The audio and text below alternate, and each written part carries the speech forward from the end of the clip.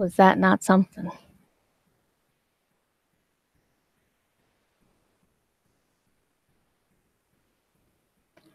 Whew. All right. Mr. Reality, he'll be right back. He's doing something. I don't know. Okay. Sorry, I'm back. Never mind. So I just took 2 seconds. No, I messaged you on Discord, but okay. Oh. Right. I just want to retweet your new yeah. Whatever the fuck happened there. Sorry guys, I'm getting on the YouTube. Just getting back on now. Yeah. Just, it's so Elder Scrolls there. I think this is Swamp Dweller's doing. I reckon you didn't win after all. He was like, oh, you know what? well, I am a verified partner, so I'm just going to crash your stream. Oh my god! You know what? No, seriously though, that was really, really whack. Because we're sitting here like, oh. Yeah, we're looking at the messages like, did everybody go to sleep? That's kind of crazy. Everyone's quiet now. We really offended everyone. Like, geez, I thought everyone here was friends. We were friends, but yeah. Let's see here. What I can do is let me find my original tweet. Fucking delete that because I'm like, get in here, and that's not the fucking stream. So I'm gonna redo this again. guys, and hopefully just getting back out of there. But pretty much everyone's back in here anyway. Hello, Merritt. Hello. Oh, hello, Merritt. We blame Reaper's topic choice. All right, let me just go back. Welcome. So, hey, Horror, how are you going? Nice to see you again, man. Thank you everyone for coming back anyway. Dustin, thanks for letting me know. Johnny, thanks for letting me know. And Reaper, thanks for. Oh, well, Reaper's not in here. Sorry. Thanks for your patience too, because just a lot of people would have dipped out and been like, "What the fuck is going on?" But yeah, that was pretty fucked up. I don't know what the hell happened, but because what I wanted to say, I wouldn't be surprised if it was Swamp. In fact, you know what? If it is, oh man, it's gonna be. This is gonna be the next like Rice Gum versus iDubbbz kind of shit. You know what I'm saying? Yeah. Well, I just wanted to say, so Tales from the Hangman. So I looked at your YouTube channel and I see you're a horror narrator. So I gave you a sub. Now I know that you've started about a month ago, and you've got some nice. I like your theme you've got going on. Looks very English. Is it a horror sort of channel you've got there, or? I mean, I definitely want to listen to it. So I've subbed for now anyway because I can see you got content, and I want to, support you for coming along first of all, and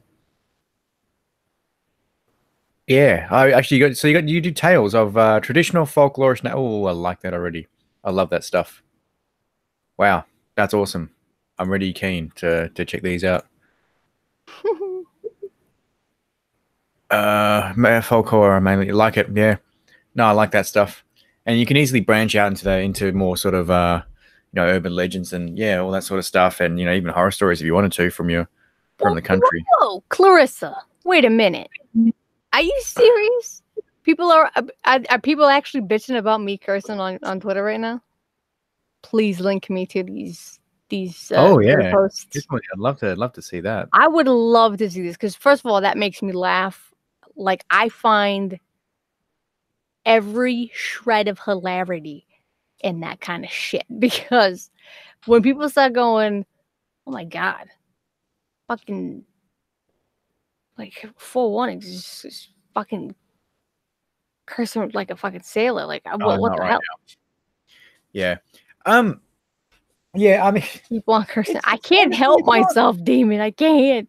Yeah. This is why I can't go to church. Not that I want to, but I'm just saying. I mean, go to Church and Ireland. Go to Church and Ireland, the Republic of Ireland. And I'm sure whoever is Irish here can tell me now. Even the priest swears in confessional or wherever. Like, dear Father, who art in fucking heaven, hallowed be thy goddamn name. Who art in fucking heaven? Exactly right. Dear Father, who art in fucking heaven. I taught you a thing or two. Sorry, I'm really bad at this. I'm really bad at this, but I can do Scottish pretty well. Actually, Oh shit. um, That was good. That was great. What the fuck? Why is UMass trending on my Twitter? Oh no. Oh no. I swear to God, this is not good, people, because I work Evil there. Satire. Evil Satire said, me and Hangman stepped out for a fag when YouTube fucked up. It sure did, and by the time you guys came back, it was completely freaking... we had vanished, disappeared. YouTube shut us down because Swamp Dwell sent them a tweet saying, hey, shut it down. Oh my God. Oh, this has nothing to do with my actual job. This is sports shit. Fuck that. Whatever. Who cares? Clarissa says she's in New Jersey. Oh, awesome. So you got that awesome New Jersey accent. That's boss. I like that. It's strange because I don't know if I can do a New Jersey accent. It sounds like a hybrid between a New York and a Boston accent. It's really it's bizarre. If anything, you've got that sort of Eastern similarities, right? So similarity. Oh yeah. Point. Where it's like you can't do each other's accents. Like that's crazy. It's like it's bizarre. Let's see. You keep you being you for. Thanks, Horror Hive. Absolutely right. I can't help it, man. But thank you. Merritt says, Mr. Demon to you says, keep on cursing, lol. Damn right. Dustin said, oh, mean, let me fuck with him, please. Dustin, you are more than welcome to you know what? In fact, Dustin has, I don't know about you four, but I know it's not my channel, so I can't say, but on my own channel, I'm going to make Dustin a freaking mod because you know he's the boss. Fuck it. He has a perfect track record every single time that we've made a stream. So you know what, Dustin, I will make you an official mod on my train. All right, because you see stuff that we're missing, and we appreciate you looking out for us, man. Yeah, absolutely. Merritt says that's why your new name is fuck warning, F warning. That's right. You're meant to change the name to that. Colloquially speaking. Right. Johnny. Enjoy your new blue, Johnny says, do you blue name. Johnny wants to give us a live tarot reading. We can't say no to that. We can't say no to that. No, we can't.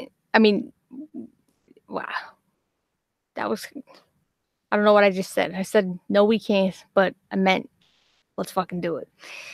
Let's see. Oh my God. He again, Rob, look at this. White Owl. Look at what I just fucking said. Well, forewarnings, you also sound a little Australian. Yeah, and this is the thing. All right, so okay, why don't you tell them how many Australian people you met before me? 0. How many Australian horror narrators have you met before me? 0. Now I'm the same. I have not met. All right, I have not met a Bostonian narrator before. I've never even met a real Bostonian before. So we're both in this, but I've met Americans, don't get me wrong. I'm authentic as fuck, trust.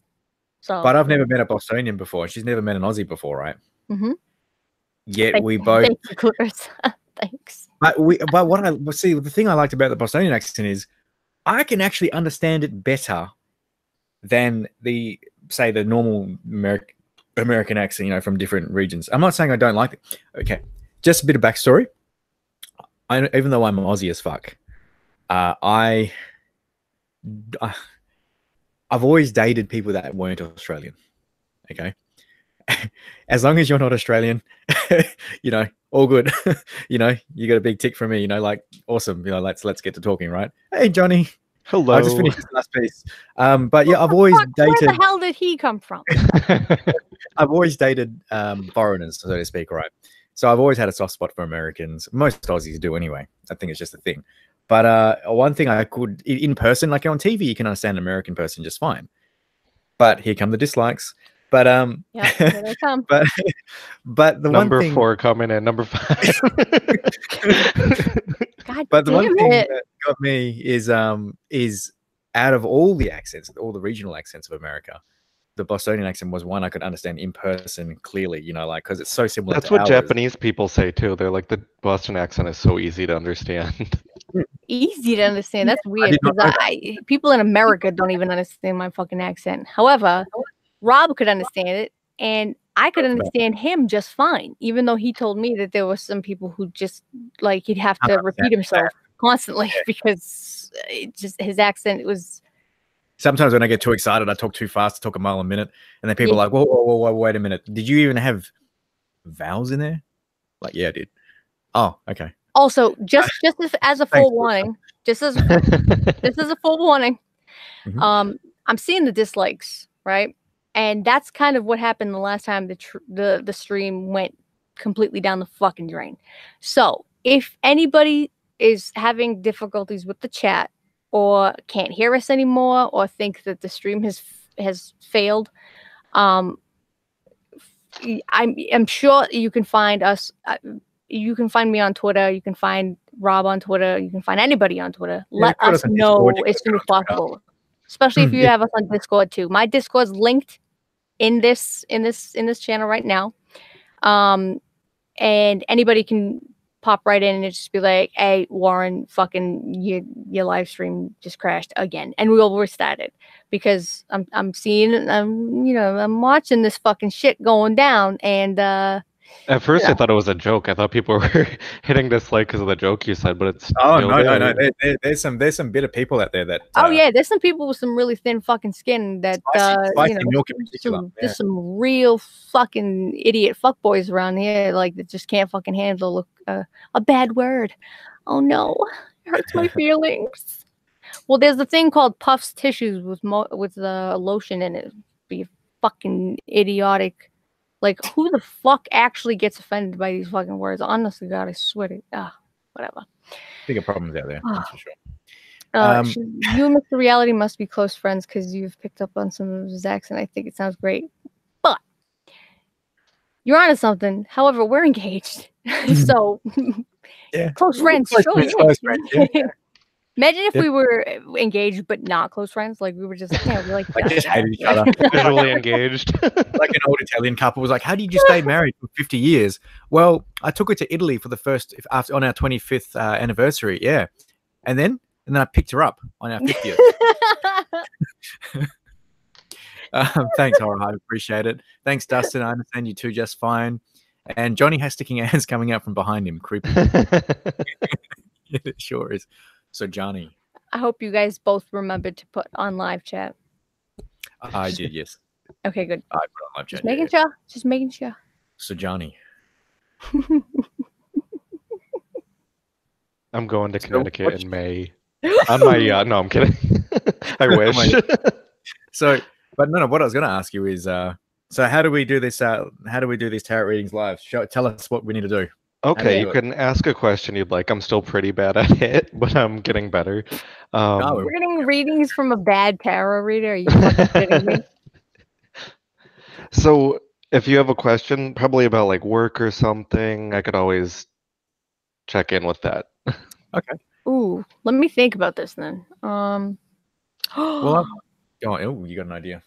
I do have an idea. Oh, and before I start, is there anything you don't want me to bring up if it does come up? Is there any, should we have like a secret word, like that safe word? Just say bananas. Why is it always bananas? It's always bananas. Everybody's like, it's either bananas or pineapple. Like, what the fuck is this? Okay, if we okay, I know the safe word. If Four says I'm from New York, I'll know for sure to throw those down. No problem. I'm from fucking Brooklyn. What the fuck is the problem? If I say that shit, you're crossing lines now. All right, then we're going into iffy territory.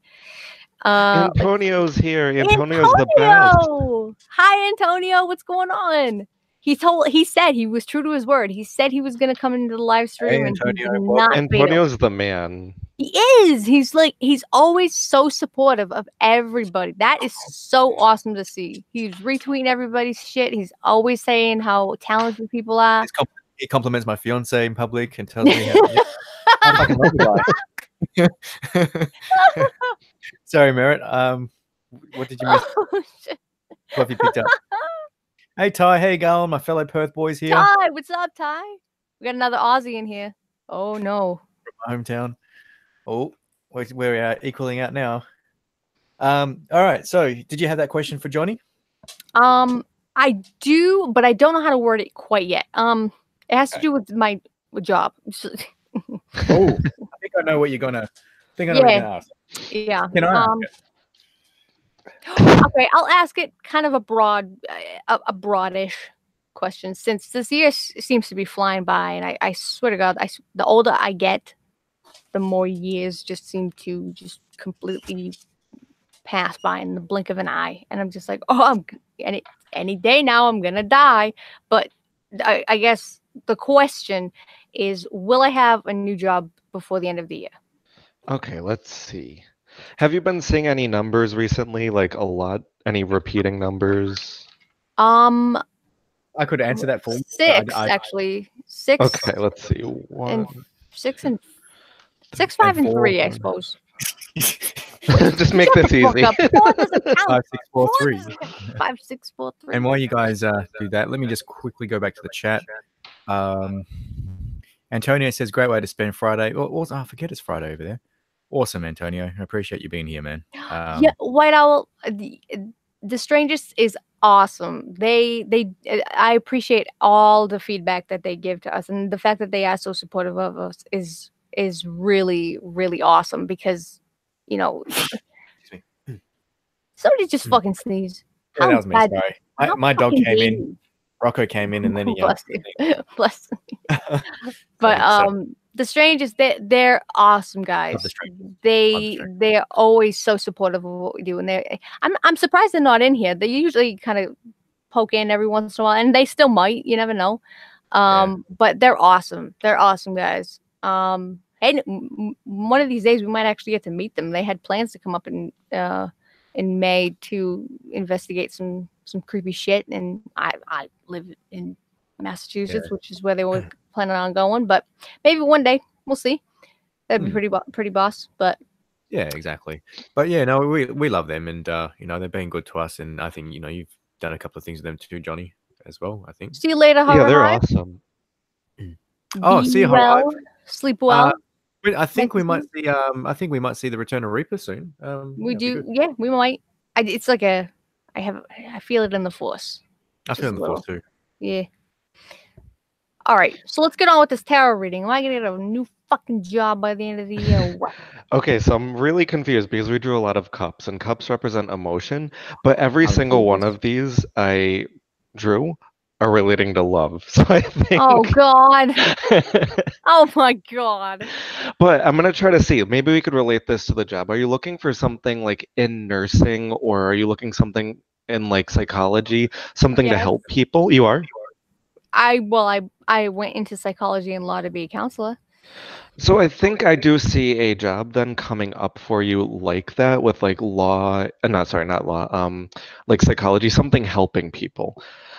You're gonna, if this is true, you're gonna find a job that you love, and you're gonna be like using your emotions, and kind of, it's gonna be very. You'll find some emotions, and you'll start using them. I'll use my spite to to help people. I'll be like, exactly. You use your spite. Let me tell you a fucking story, and I'll tell you if you have bad afterwards. You got an hour. Listen to me talk. I'm just kidding. Keep going. Well, that brings us to the Queen of Cups, which represents empathy. So maybe they're going to be like, my life sucks. And you're like, bitch, mine does too. Like, what's the problem? Like, dude, my car almost got repossessed last week. Your fucking life sucks? Are you serious? I almost didn't make it to work to listen to you, bitch. I couldn't even get here. But the Queen of Cups does represent sharing knowledge and sharing emotion. So it does really point to a sort of social work job if it is pointing to your work. That's awesome. And then the Two of Cups will represent like reciprocation and a lot of balance. So I bet right now you're working crazy hours and stuff, and this is more of a balanced job. And you're going to get paid as much as you should be getting paid for that job. It's all going to be completely balanced. You might not be. You might not be rich, but you'll be getting what you deserve. Comfortable. I'm not asking to be a millionaire. I'm just asking to not be living paycheck to paycheck. It's not that. You'll be able to go to Chipotle and order the guacamole. That's always nice. That's how you know you're they'll be well like, that's gonna be extra, and you'll be like, I know. Oh That's awesome. That's actually good news. That's great. That makes me feel a lot better because the job I have right now, I'm not okay. You guys are gonna like either roll your eyes because you're not gonna believe what I'm about to tell you, or you're gonna be like, "Holy fucking shit!" Like, you stupid bitch. Why the fuck are you still working there? This job was so stressful at one point that I lost so much weight that my doctor almost put in suspected anorexia. I'm 5'6", okay? I We're like no the same height. joke dropped to 78 fucking pounds because of the stress of my job. It got me so stressed up that I there are people who are stress eaters, which I don't understand because when I get stressed, I get nauseous, and food is the last thing that I want. That's how fucking bad it got. It got to the point where I literally had to force feed myself and get yelled at by, the crow flies. He was in on it because I was literally taking pictures of my weight every day and showing him. And it was like, after it got to 78, I was like, I'm going to die if I lose like 2 more pounds because my organs are going to start fucking failing. Yeah, remember, she's 5'6" as well, so 78 pounds on a 5'6" is frame. It's I was like a good walking fucking corpse. It was fucking horrific, and I was tired all the time. I anemia was kicking in. Every time I was walking up a flight of stairs, I'd be out of breath like I just ran a fucking 5K. It was fucking crazy. Luckily, because I have wonderful support and people who yell at me, nothing too supportive. They're just like, fucking eat already, Jesus fucking Christ. That apparently worked, and I'm now finally in triple digits.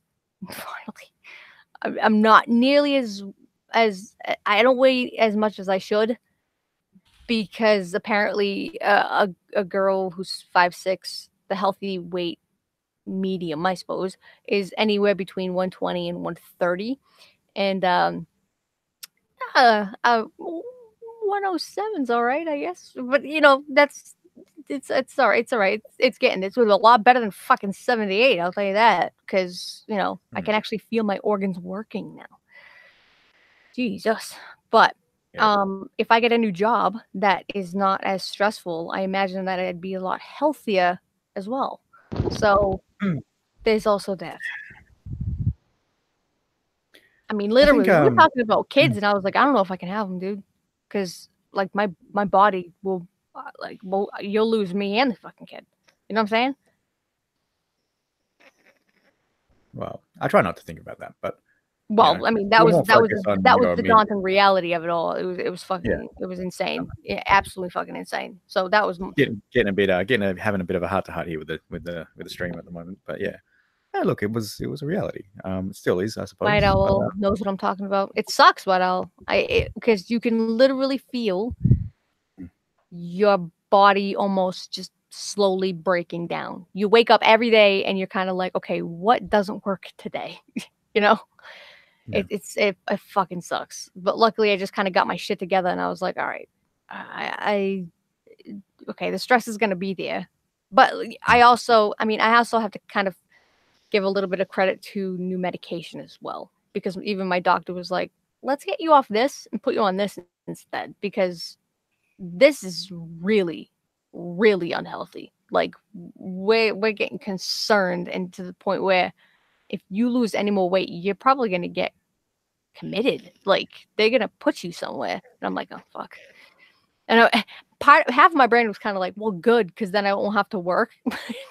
That's how sad it was. I was actually like hoping that they committed me so that I didn't have to fucking work at my job. But that's how stressful it was for you. Shit, that is so shit. Yeah. But it's getting better. It's getting better. So hopefully with the new job, if that happens, we'll make it work. Make it. Yeah, and why not? That's I mean, me is obviously the obviously the partner. Is I guess I came into it as it was kind of happening. Yeah, you came into it So right at the peak of it, at almost at its. It was. Yeah.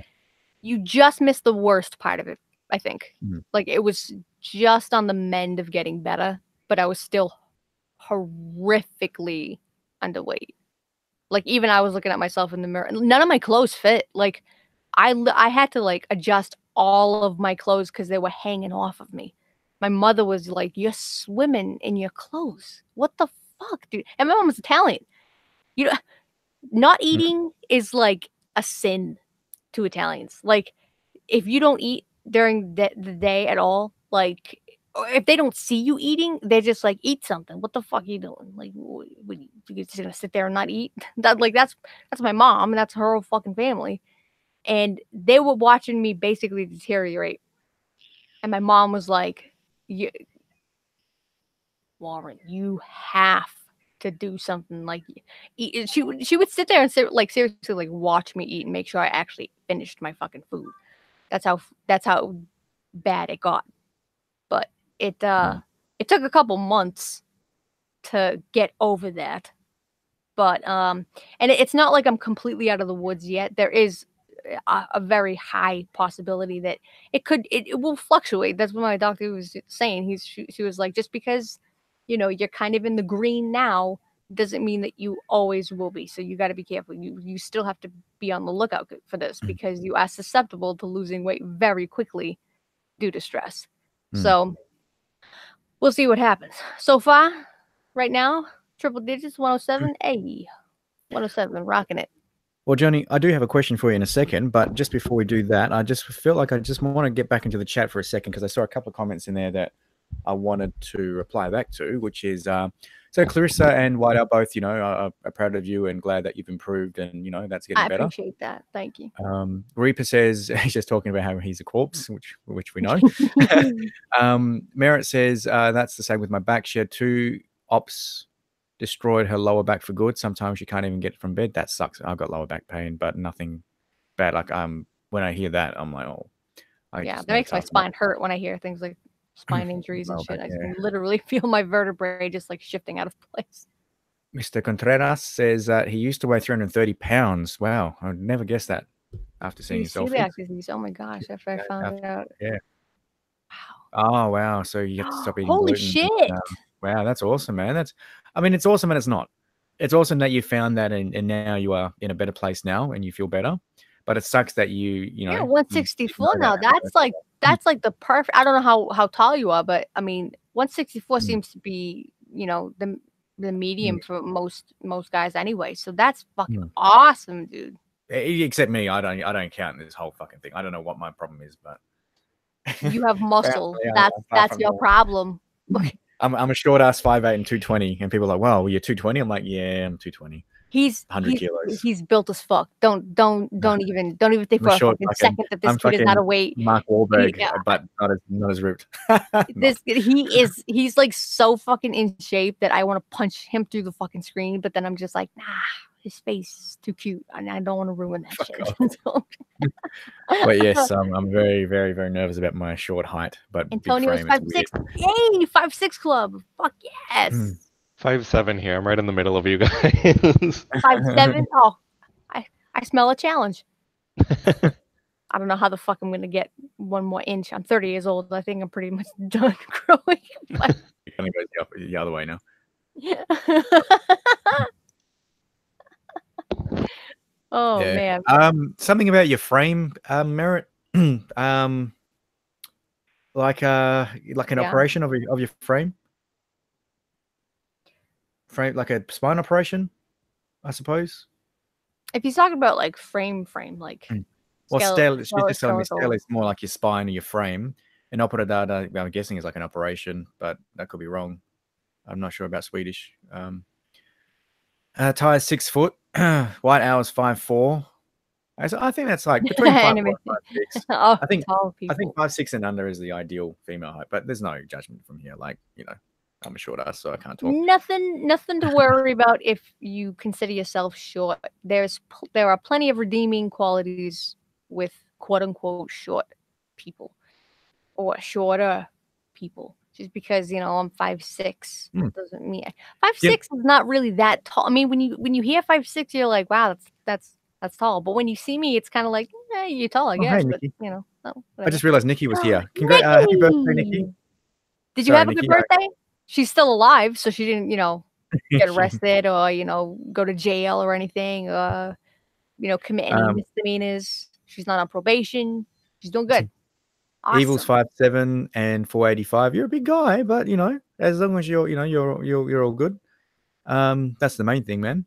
Now for me, I don't actually have I don't see the issue with weight unless it is an issue for you or anything like that. But you are who you are, and you might have a medical problem, or you might just be big, genetically or whatever, and that's that's completely fine.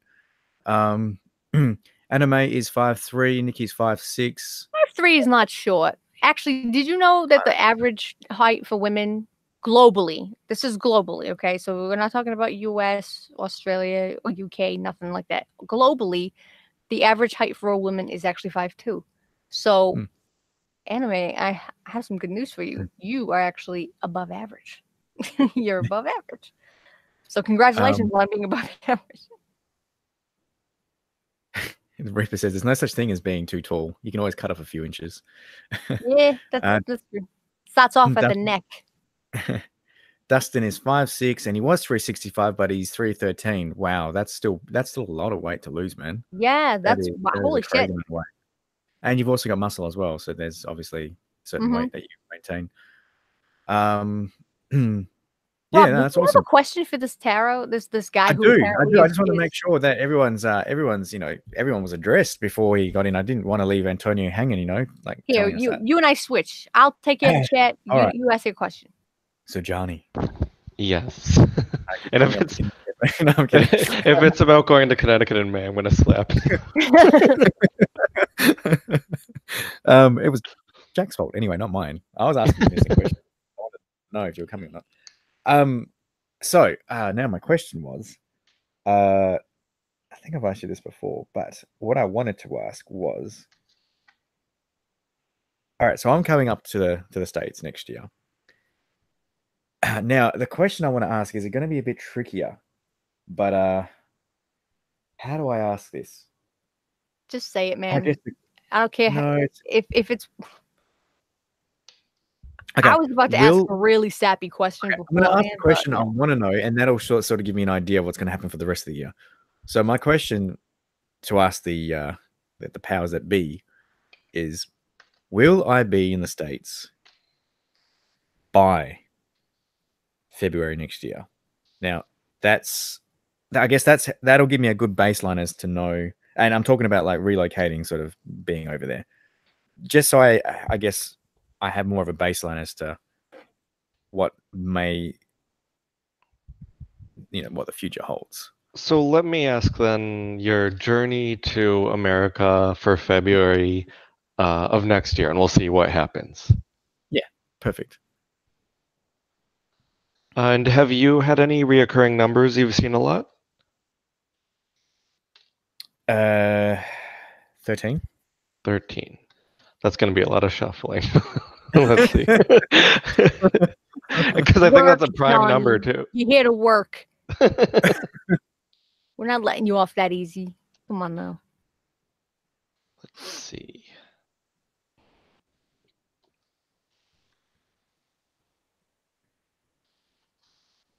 Suspense. Look at all this suspense. Really nice elevator music. Yeah. Wait. I have a sound clip of crickets chirping. Wait, hang on. You're gonna need that a lot. I'm not even shitting you. Like, I'm not even shitting you. Hang on. So for those of you who don't know, Johnny is a professional chiller. When I first met him, I asked him, we were talking about what we do for work, right? So he asked me, "Hey Rob, what do you do for work?" And I told him. So I said, "What about you?" He goes, "I'm just chilling." I'm like, and the crow flies goes, "You're just chilling. You chill for work.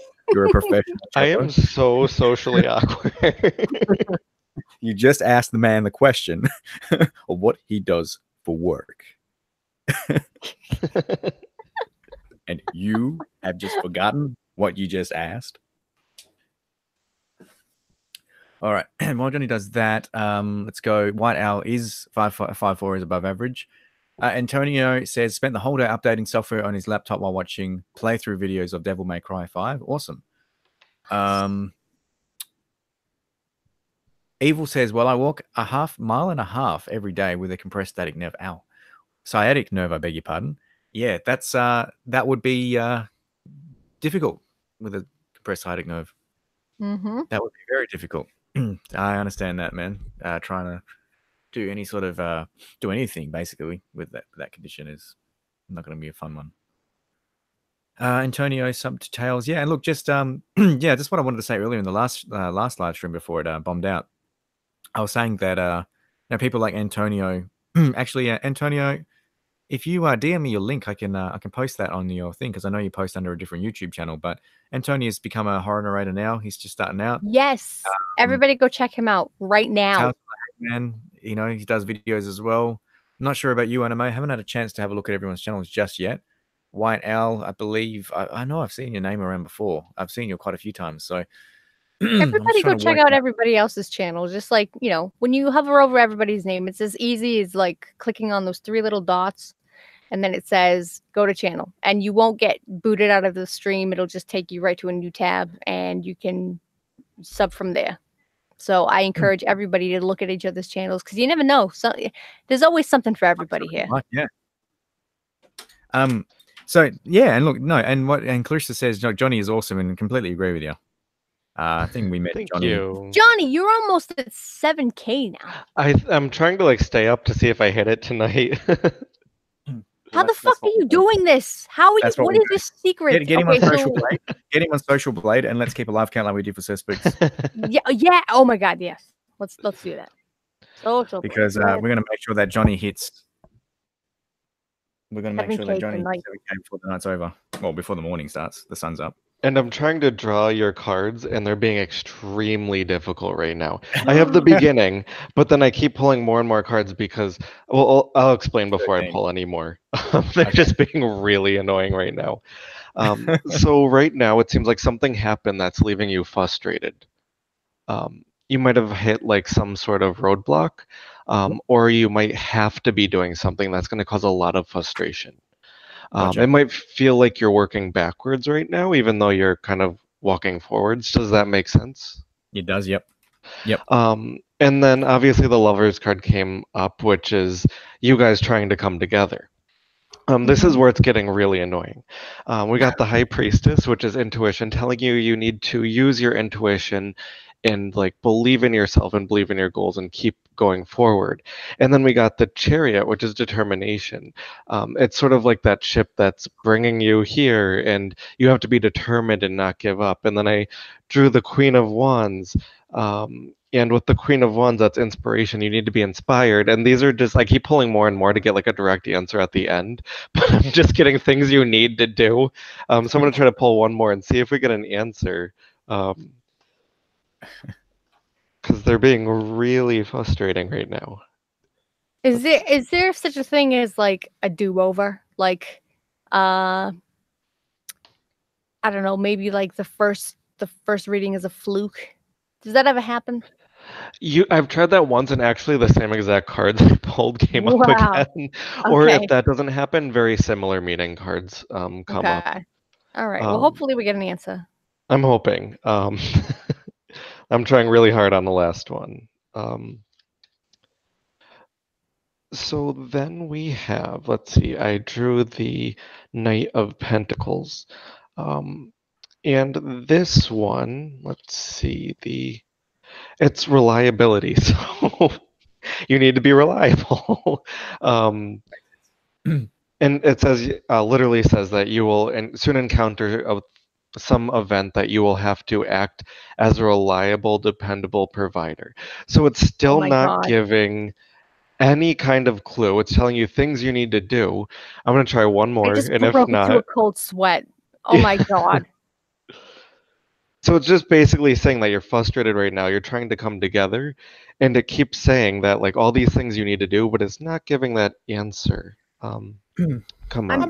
What I'm reading from that is that he'll eventually get where he wants to be if he abides by those rules. I think so as well. He needs to keep trying and not give up. Or second guess or doubt himself, kind of thing. That's pretty much what I'm getting from those cards. You know what I'm saying? Exactly. Once again, I got the Queen of Hearts, which is empathy. So it's refusing to give me an answer as to what will happen, but it's saying that don't give up, Well, be actually, reliable, dependable. to be honest, that was actually a vague question, and it's giving you a vague answer. That's true. So maybe they're getting sassy. Okay, so Spill the tea. the cards are getting sassy. Okay, what about Rob? What about a question that involves a something really specific? Because then, if that's the case, then we can see what the cards say then. A really specific question. Mm-hmm. The really specific question is, well, hang on. If I said by February, so would a more specific way be, will I get the required visa? Will you be a citizen of the United States? Perfect. Let's do that. Will you be a citizen in the United States by February 2020? So we're gonna have to ask, like, your journey to citizenship. I can't speak tonight. I'm speaking so much today. Your journey to citizenship by 2020. Let's see. Yep. And we've also got a couple of people who actually want to ask you questions if you're down for that. Oh yeah, definitely. Dustin and Evil. Yep. Satire. Absolutely. Both doing it. And White Owl says to you, Johnny, you're really good at doing this. Keep doing it. Oh, thank you. I'm still getting used to it. Hey, practice makes perfect. In the meantime, Merritt says she's had 2 operations on the lower back. Yeah, so you had an operations on your spine. Hey, Johnny. Gotcha. I think it'll be. You only need 30 more. I only need 30 more. Wow. Yep. I don't have that. Everybody go sub to Johnny right fucking now, and then make new accounts and then sub again. He only needs 30 more people to get to 7K. That's fucking crazy. What kind of black magic bullshit are you doing? Like what? Like, okay, so now we know you're in tarot cards. So like, okay, now we know that you. Now it has something to do with the book I'm holding. Good God. Okay, so this is your time to call the safety word. Oh no. Oh no. What was the safety word? We forgot. Oh, that shit. Oh, what Mr. Reality has to say. He has to say, I'm from New Zealand. Oh my God. I refuse to say that over my freaking dead body. You can tell the entire world what that is. No, the safe word for him would be like, I'm thinking of going on vacation in New Zealand. Okay, that's a good one.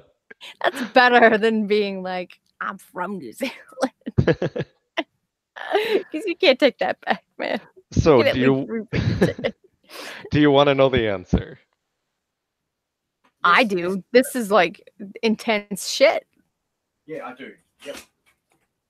Okay, so we got the 5 of Swords. Oh no, yeah, the 5 of Swords.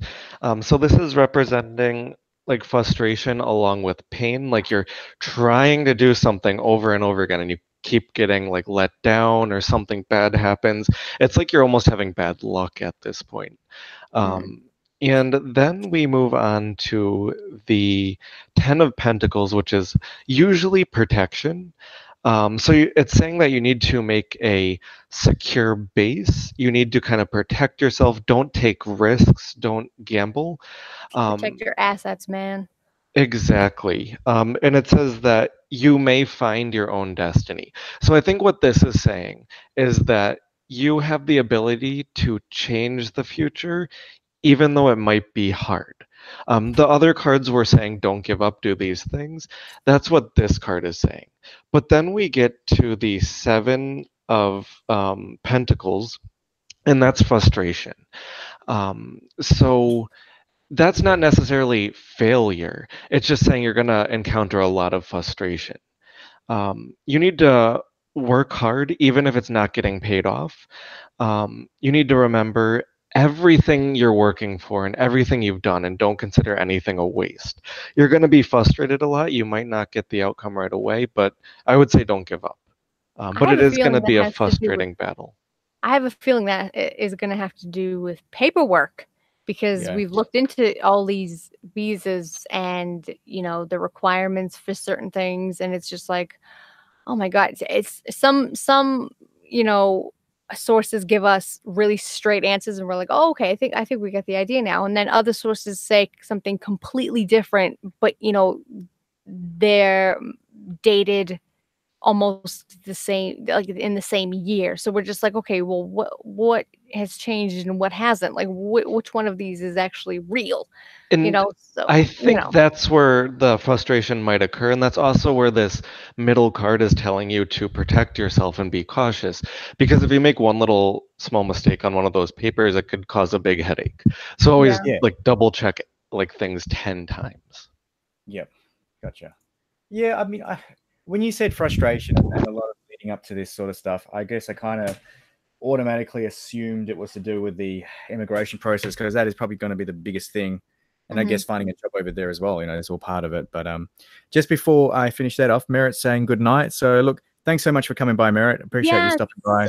always good Thank to you have so you, much. Merritt. Have a good night. Sleep deep. You have a good weekend, and we'll see you next time, okay? Yes, absolutely.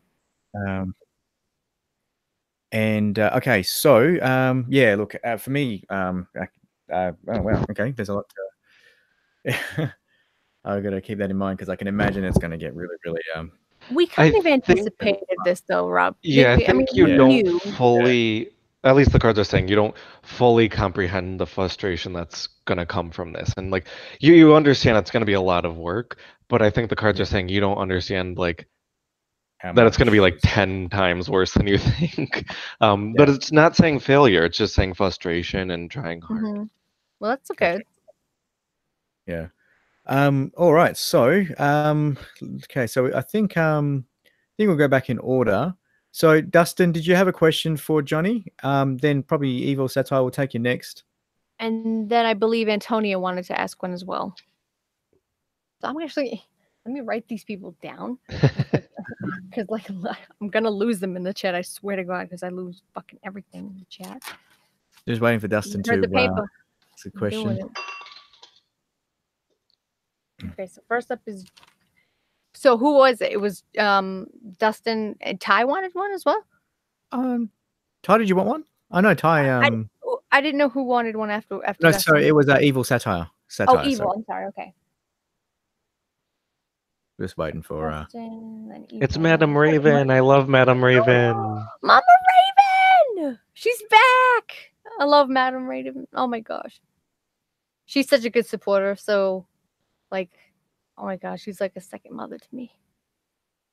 She just takes me under her wing, right? And keeps me warm in these cold New England nights. Where I'm going to freeze to death. Get into an ice bowl. I don't know what you're talking about. It's like 70 degrees here. Shut the fuck up, John. Hey, Google, what's the temperature here at the moment? The temperature in Gosnells right now is 79. It's 79 here. Oh my gosh, it has awesome. an accent. Yeah, it's Australian. Is that weird? Hey, Google, is Johnny going to go to Connecticut in May? Sorry, I'm not sure how to help. Me either, girl. Me too. Yeah. Dustin said he can't think of a good one yet. Evil Satire, you said you needed a reading. Did you have a question in mind that you wanted to ask Johnny so we could do a reading for you? Yes. And Antonia, you might as well ask your question as well, you know, so we've got them. Just Yeah, so you that way. guys can. Why don't you guys just ask your questions, and then I'll try and we'll just put Johnny's write paper them down, and then we'll go from there. That's awesome. But all right, and so Ty. Oh, let's just check on Johnny at the moment. Johnny's I have a 9. really, really specific question, and it's sappy as fuck, and I don't know if I should like get into this kind of territory just yet, because I'm afraid of the answer. Actually, Do you say sappy as in like sad, like lovey-dovey sort of sappy, or like or like get yourself a double cheeseburger? being cute, that kind of thing. Which I have a fucking You're like reputation, people. Fuck you guys. You know what I'm saying? I think you're allowed to show compassion. I don't think that What, That's what, for what is it? weakness. What is that That's though? strength. What is this compassion that you should? Madam, you can back me up on this. You should know. I take you as gospel, anything you say at the moment relating to 4, or any matter for that matter, or anyone in this chat. I'll just Showing ask. compassion is not weakness. It's actually strength. Will Rob and I, because okay, it's no secret we're engaged. So me asking this question. Before you ask that, I already started shuffling for Evil Satyr, but I'll get to yours right after this. No, that's fine. Yeah, no. I don't want to break Go the in energy order. up. I'm just letting you know Yeah. what the question is, so that if I fucking forget, everybody else is just like, oh no, we heard it. It's no secret that Rob and I are engaged. So this question shouldn't be like a shocker. Okay. So my question is, because look, I'm 30. I'll be 31 in like 2 months. Okay. May. Will Rob and I get married within a year's time? Ooh, Ooh, is right. that's not sappy, but we Yes, want it to is. see what Evil says. And by the way, so Madam says she needs to ask it lovey-dovey and all. White Owl says, should I give up teaching and going? Okay, so we've got a few questions. Wow, okay, awesome. I'm just hoping it doesn't break Johnny's focus. Yeah, he's gonna get a paper cut, and this is gonna be bad or good. You never know. Evil Satyr doesn't have to answer this if they don't want to, but are they having family issues right now? Like something with their maybe their close family or even distant family? Like, is there a fight going on? Are you uncomfortable with someone right now in your family? Or is there some sort of friction? Mm.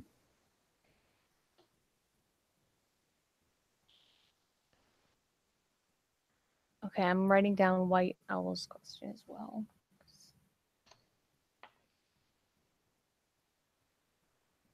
I think it's hard because there's a lag on the stream compared to when they're hearing us talk. Yeah. Only during a live broadcast, for some reason, like after the stream ends, and if you watch it again, it like completely syncs up, which is fucking. It's like, okay, oh thanks. After the stream ends, we can just rewatch our shit and watch us be awkward. Great, wonderful. So he's not he or she. Is it a he or she? I'm not sure. I don't want to offend anyone. Oh, he. Okay, just want to double check. It was male, I think.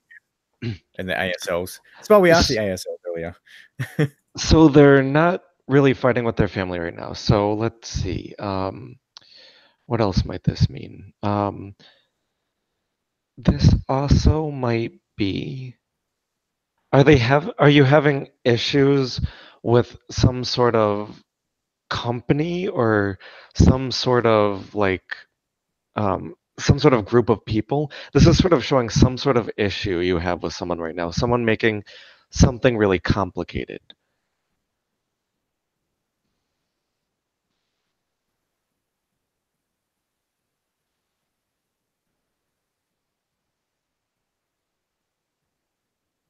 All right, I'm gonna write down. Let's see. I'm hoping I'm not missing any questions. Okay, so Nikki.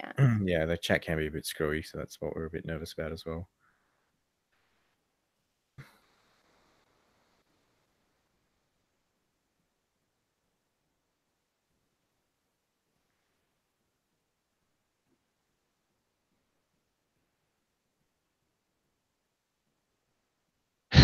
we need the crickets.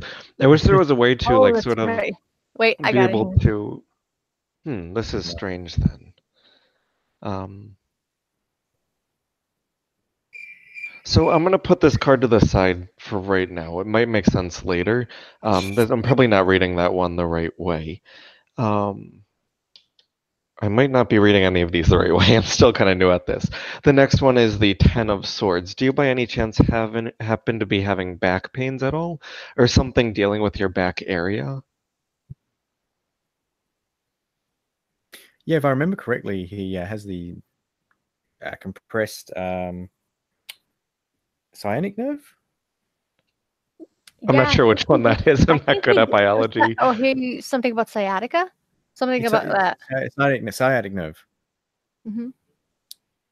which is, in fact, mistaken, in the spine. It starts from the lower spine and it goes all the way down.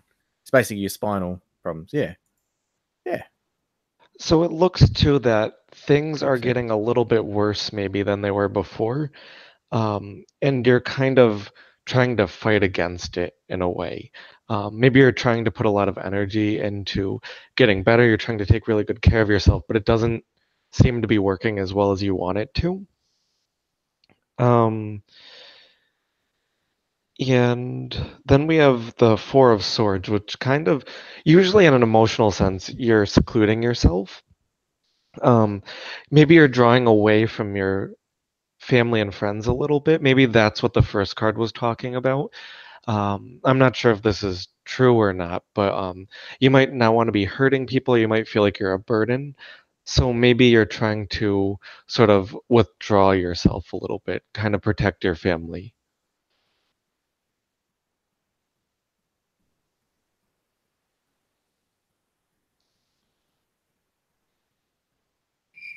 And Madam Raven's going Perfect. hum the Jeopardy thing. Maybe too, like while we're doing these readings, maybe if anyone wants to, if you could allow anyone to join the call, like have it more of a Yeah. one-on-one, because that might be a little bit quicker way of doing Yeah, this. sure. If anyone's They said that sounds about right. With this one, this last one, it's telling you not to do that. And that's in connection with the first card that I drew now. And now this makes sense. It's telling you you don't need to go through this alone. You should share this with your family and your friends. You might be turning down their support, or you might not be wanting it right now. You might feel like you don't want to be a burden, or you just don't want anyone to waste, like, quote unquote, waste their energy on you. They're not actually wasting energy. They love you. They can always make more of that energy. But is telling you not to take this on alone. If someone's offering you help, make sure to take it right away, because you need as many people as you can get for this. No shame in asking for help. There's absolutely no shame in asking for help. It does not make you. I know that there are some people, including me. Sometimes I don't ask for help because it makes me feel like, oh shit, like I'm being burden. weak. Yeah. It's not. That's just paranoid talking, and paranoid is a fucking cunt. So. And it almost takes more strength to ask for and to allow people to help you. And that's always really good, because you have to think you'd do the same if it was the other way around. Dustin wants to join the call, even though he does not have a question. All right, Dustin, is everybody cool with that? Johnny, Rob? Oh yeah, and then if anyone wants to ask a question too, we could have them in. Rob, is that cool if we catapult Dustin? And if you do have a question you want to get into the live stream to ask it, just say like, just do a little like happy face emoji. Honestly, I'm looking at the chat and I'm writing them all down. I have everybody's question written down. Okay, so let's move on to, your question. Yours was about getting married, right? Oh, Jesus Christ, yeah. Okay, your journey to marriage within this next year. Within a year's time. Like, within a year's time. Will Rob and I get married within a year's time? Yeah. All right. While that's being shuffled, I suppose. Rob, I'm inviting Dustin into the. Yeah, go by all means. To the chat. All right. I am. Find his ass on fucking Discord. There he is. Here you go, motherfucker. Look at that shit. And don't forget to mute YouTube as soon as you get in, because otherwise you're gonna get a stupid fucking echo.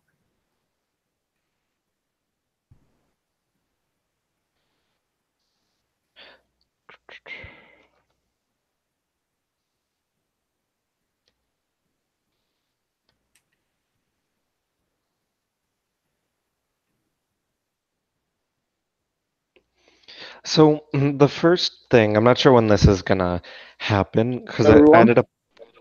Hello. I ended up drawing a few cards. I have about 5 here. Um, 5, one of the numbers that I keep seeing. Interesting. so the first one, it is the Four of Swords, which in this case, it's sort of seclusion.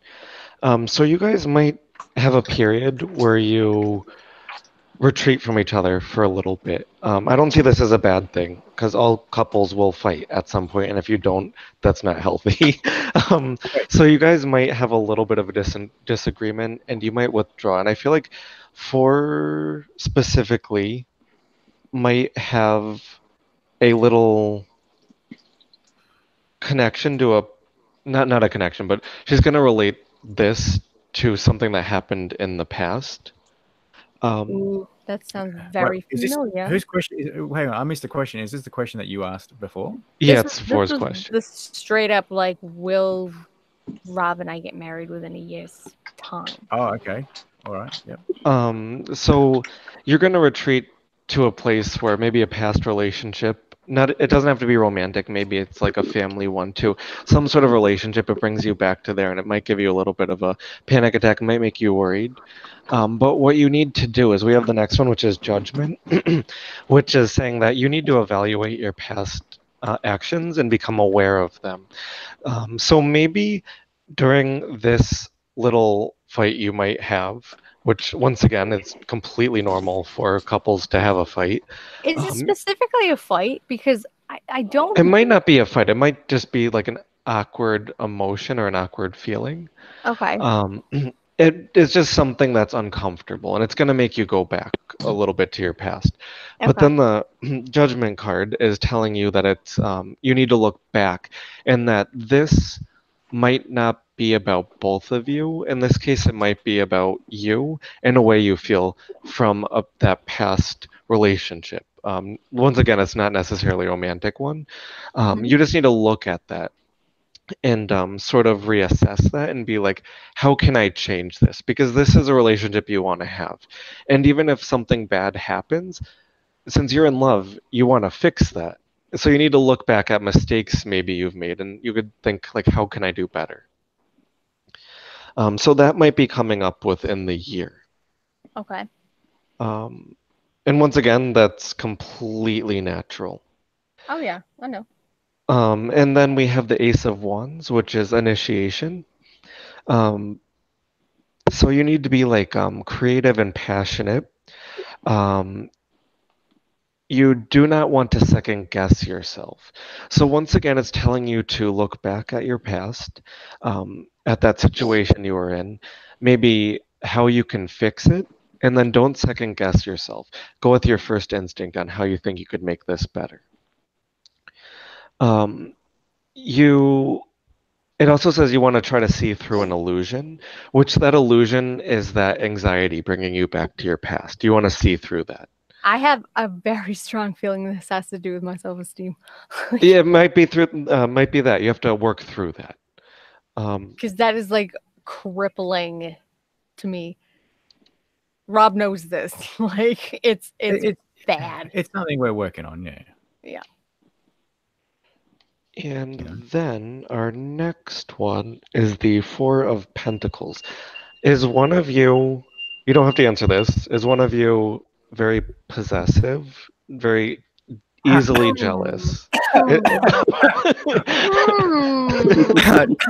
shit. Something in my throat there. Completely unrelated. Because this is a king and it's showing masculine energy. I don't want to point fingers.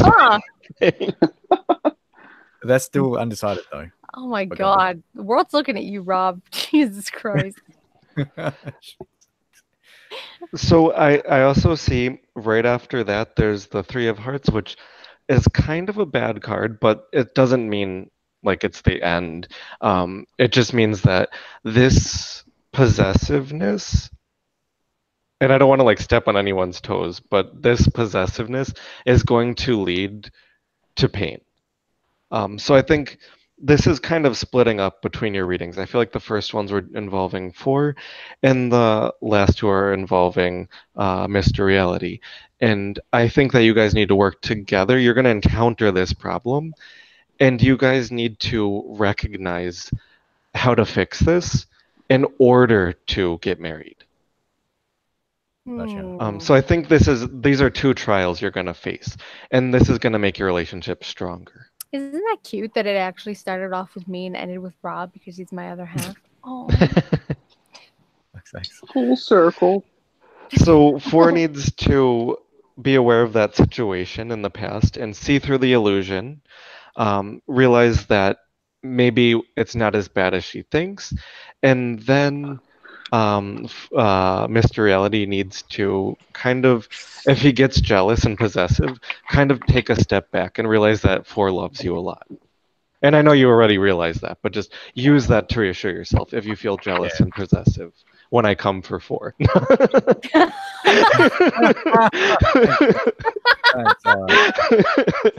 cool. And someone else in the supposed to say anything, Tony. What the fuck?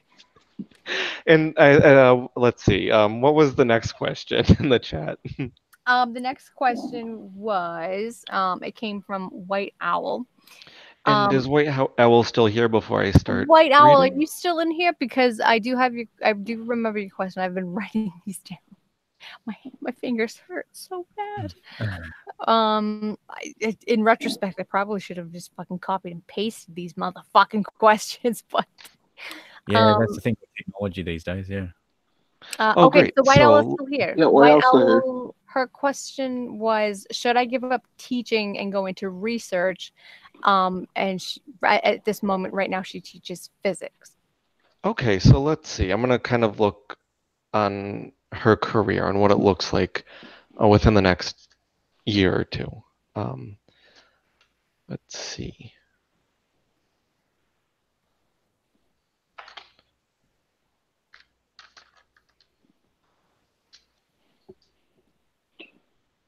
By the way, it's been like 30 to 40 degrees here, and I've been wearing shorts and a silly shirt all day. Wow.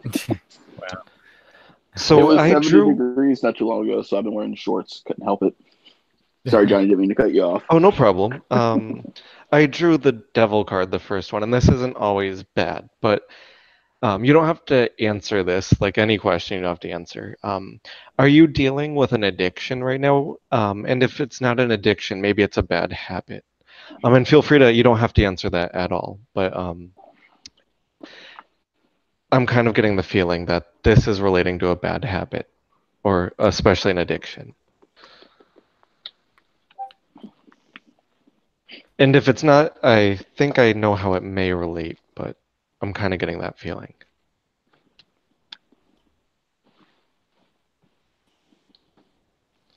Okay, so that might, but the smoking addiction might be weird for a job question. But let's see how it relates. It can also represent trickery. So let's see what the other cards have to say. Once again, we drew the Four of Pentacles, and that was the possessiveness, which I don't feel like in this case is possessiveness, but you're trying to hold on to this job. And let's see.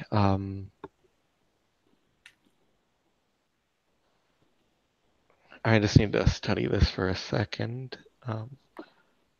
Oh, Johnny, White Owl just clarified that it's apparently it's pot that he's smoking, or she's smoking, excuse me. Okay, has this gotten you in trouble with your job at all, or do you think it might get you in trouble? I'm not sure where you live, because I know that's illegal some places.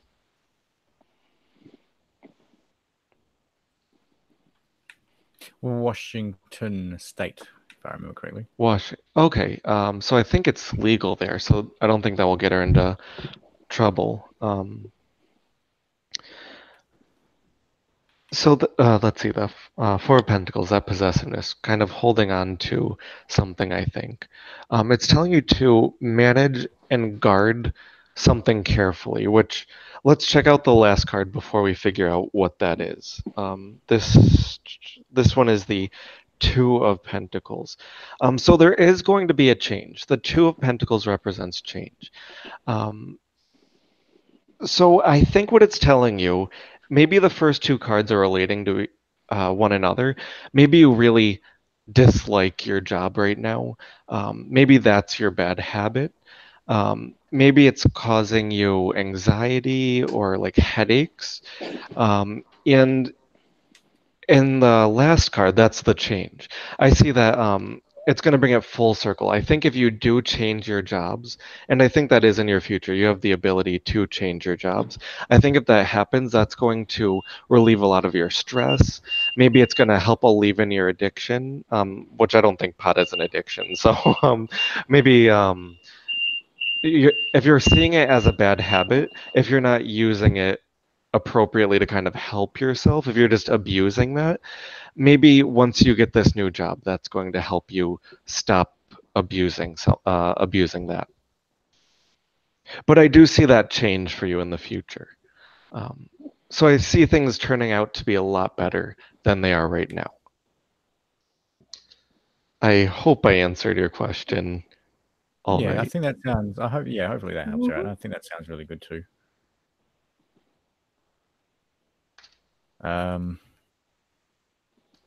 Same thing, Dustin. Was it? Did you work out what you wanted to ask Dustin? Or sorry, I didn't know who's next. Or... The next one was Nikki. I don't know. Is Nikki still here?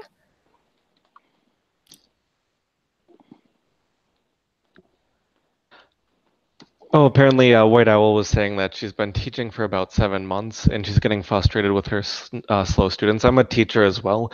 I get that. And it's not the slow students I get frustrated at. For me, it's the students who don't try after a very long period of time. And it's really hard because it's like every day we're starting from step one and it's really frustrating. But sometimes I try to, I'm not telling you how to do your job, obviously, but sometimes what I do is I try to approach each person differently each day. So if something's not working for someone and they're not trying hard, I try to maybe show them a video that they like and relate what we're learning to that video. I try to make it fun and I try to switch things up a little bit. And sometimes they try harder, but it is frustrating when you see someone like not learning and they're not trying to learn. Oh, Johnny, you would have hated me when I was in school because I was one of those. I'm really smart, but have zero motivation to apply myself. A lot of people are like that. Sometimes the material's too easy for them, and then they just want to like not do anything.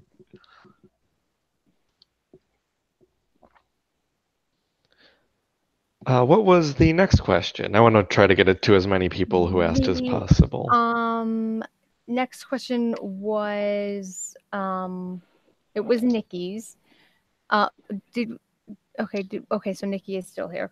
So she wanted to know Oh, and before I have you say anything, try to give me as little information about them as possible. Okay. Will Nikki and her boyfriend move to LA if they ever get married? Okay, so let's see. Let's see a trip to LA after marriage. Let's see.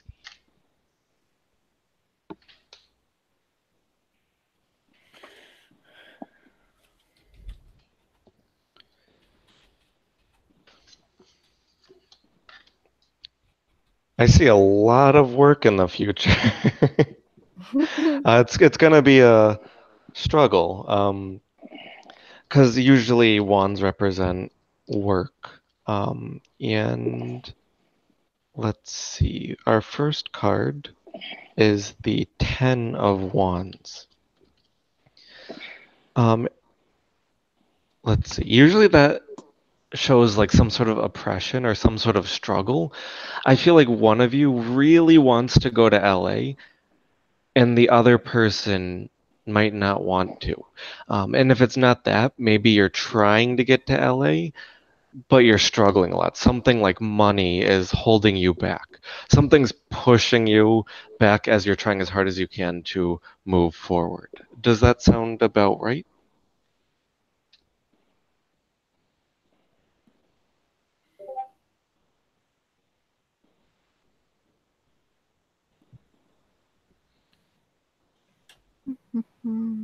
And And while we're waiting for that response, I'll say, oh, she says yes. Okay. So the one thing is that when you are overcommitted, this card is saying that that's going to cause strain.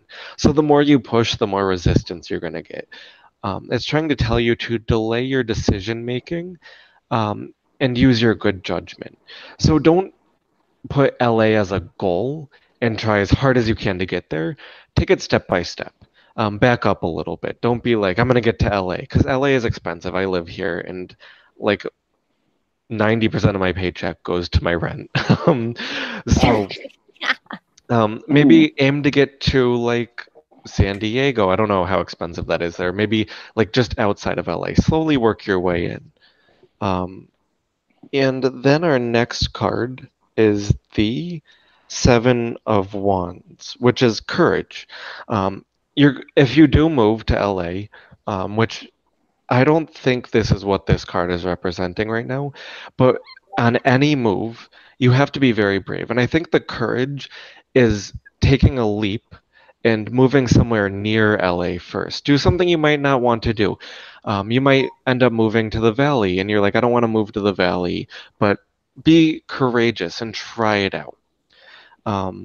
Because that will benefit you. Be very logical about this. Use your head and not your heart, because your heart's going to get you in trouble, but your head will protect you throughout all of this. Preach. Oh my God. I could write a book about this shit. People who follow their hearts always end up breaking them at some point. Exactly. You need to really be logical about this. And our last card is the Ace of Wands, which is initiation.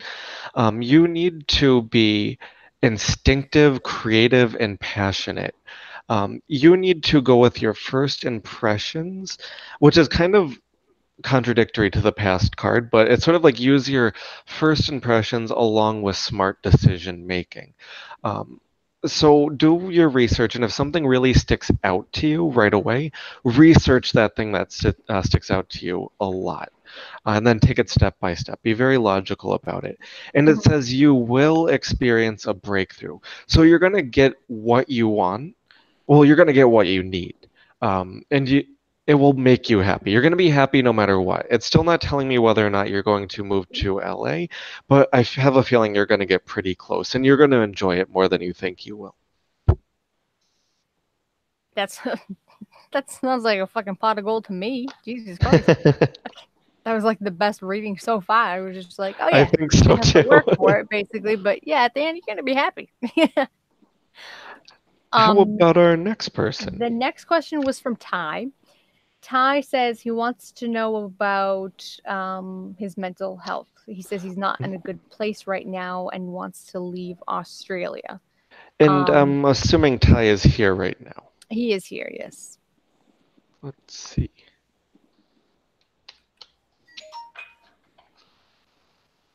Okay. Actually, that's a good idea. White Owl says, Johnny, you need to add this to your channel. You're very good. You should have like a side project. I should a side channel. Thank you. Just be like, hey, I'm still kind of new to this. Live chat. Just do live chat tarot readings. Just do that. And yes, Ty is still here. He just commented. Yep. Oh, great. So right off the bat, I am surprised this card came up, but I'm not surprised at the same time, because it is the Six of Swords. And this represents a journey, but a very hard journey. I just want to make sure if this is, I want to know if this is your present, past, or future. So have you recently moved or like went somewhere that was really difficult for you? Or maybe you were forced out of a place?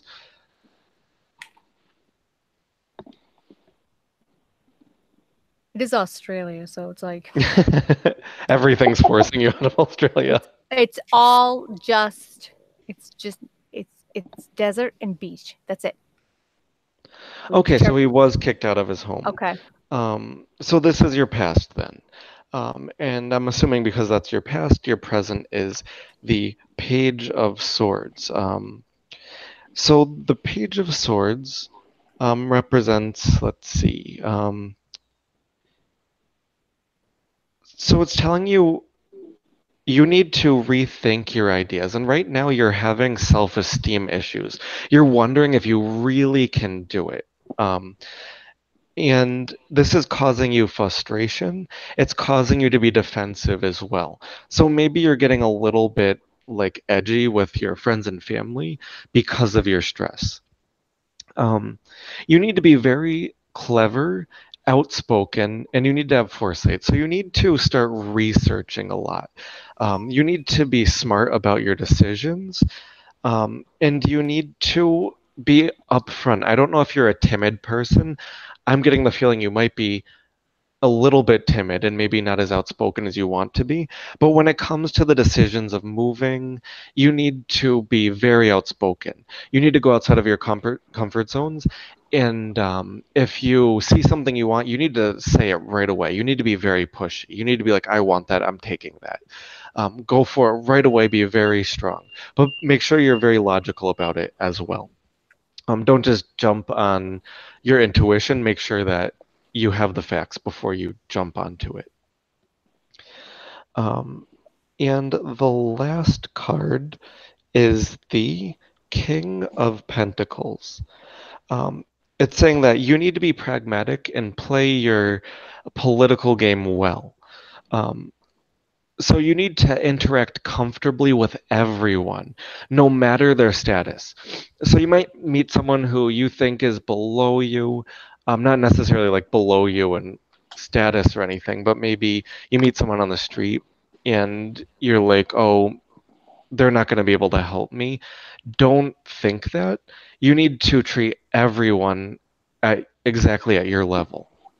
You need to learn by watching the ways of everyone around you. See what's happening with other people and follow things that are working for them. And working with your hands will benefit you. So I don't know if you're doing some sort of carpentry job or you're doing some sort of physical job, maybe working on cars, or just something using your hands. I don't know if you're doing that now or if that's in your future, but that will benefit you no matter what. And the King of Pentacles is really good. The King represents money and Pentacles represent money. So wherever you go, if you leave Australia, if that's your choice, if you research that and just like go with that goal, you're going to be very successful and you're going to make a lot of money. It's going to work out really well for you, but you need to follow what the cards were saying. Oh wow, he applied for a mechanic apprenticeship. So I feel like that's going to Nice. really benefit you. I think it's going to bring you money. I'd say that's a hands-on job for sure. Yeah. I'm getting chills because I can't believe I'm like doing this okay. Like I'm like, wow.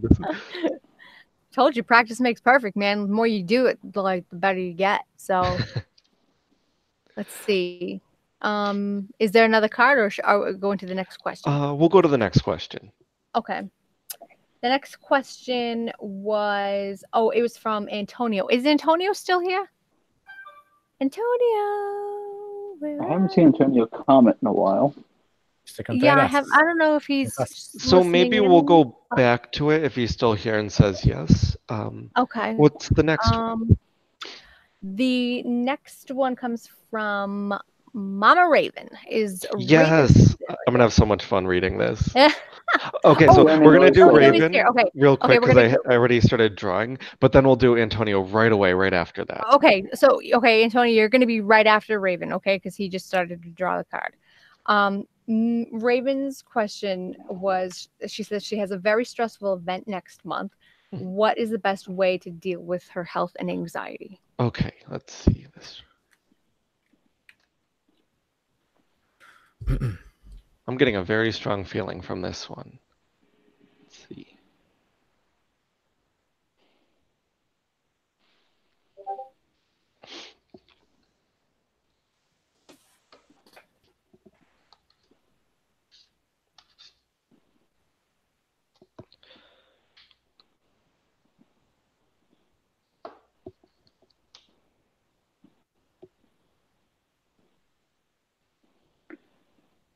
Hey Warren, Evil Satire just commented. He said along with his health, he wanted to know about his financial future as well because they're intertwined. So I don't know if you want to put him back on the list for financial future. All these down, right? All of them down. Alrighty, I'm just watching the chat like a hawk while you guys do your thing. Okay, so Are you being very ambitious about taking on this project or this event? It's not something you normally do. You kind of like pushed yourself to do this event and you're really excited about it, maybe. Um, it's something you normally wouldn't do, but you're going at it like full force.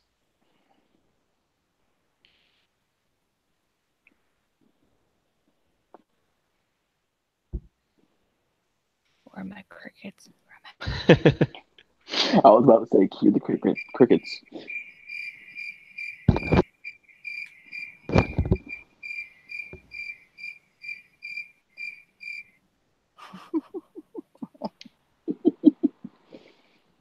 Well, while she's responding to that, I'll say that she needs to be a pioneer about this. Take calculated risks.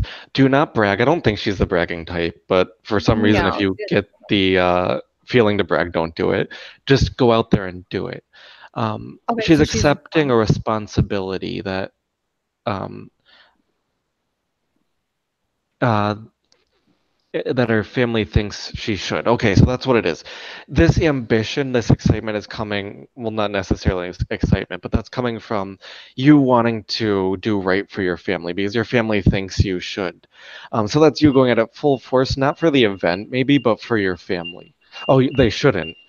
So maybe that, maybe then that is why she's going at it full force. Kind of going against her family in that case, then.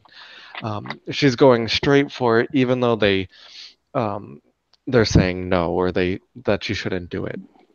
But no matter what, it's showing that ambition and just going straight at it.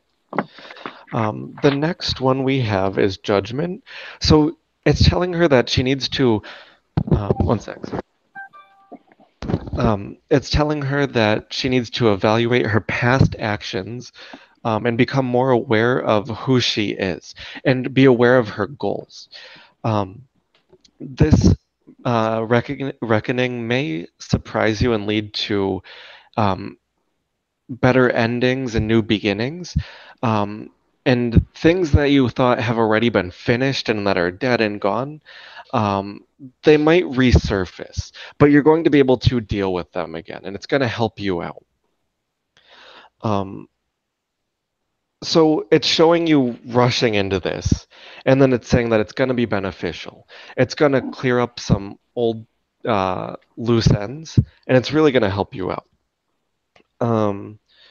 The Empress is the next card. And with the Empress, that's creativity. So is this event requiring you to be creative? Is this like having you make art or like do something that requires more creativity than thought? And while we got to pause, I don't know if you saw, but Evil wants to join the call when we get to him. Let's see. And this actually applies for everybody. I told Evil this, but my Discord is linked in the description. It does not have a, like, you know how most Discords have like a 24-hour time limit that you can only join and stuff. It does not have a time limit. Anybody can join at any time. So if that is an easier way to get a hold of me, or if you like, if people, I know that some people don't like Twitter or they don't have Twitter and they don't want to fucking deal with it. I totally get that. Feel free to join the Discord server because that's probably the easiest way to get a hold of me, because that, I mean, I'll see the flag pretty much instantaneously. She says yes, very. It's actually her daughter's wedding. They don't have much money, so creativity is essential. And this is good because the Empress is telling you to be creative.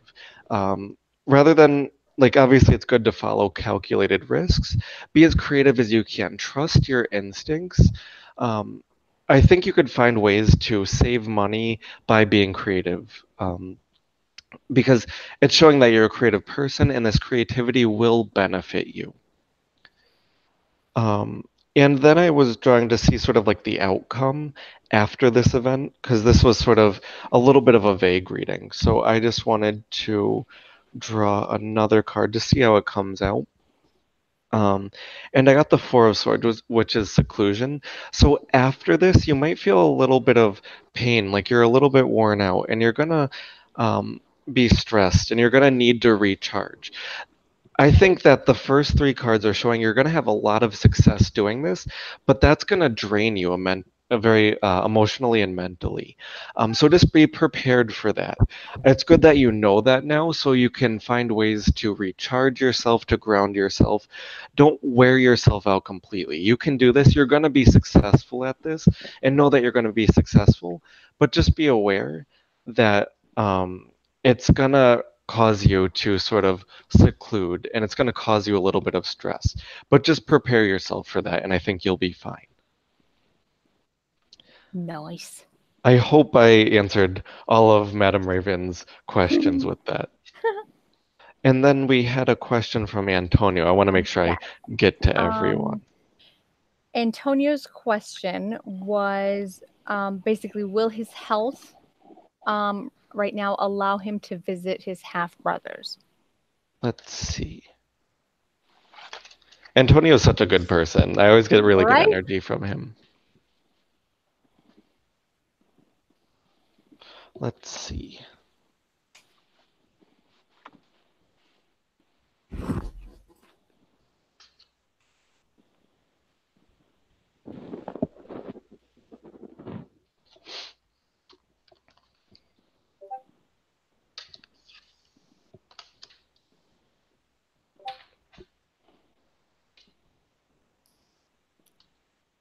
Sorry, I just got distracted by some Vegemite shapes.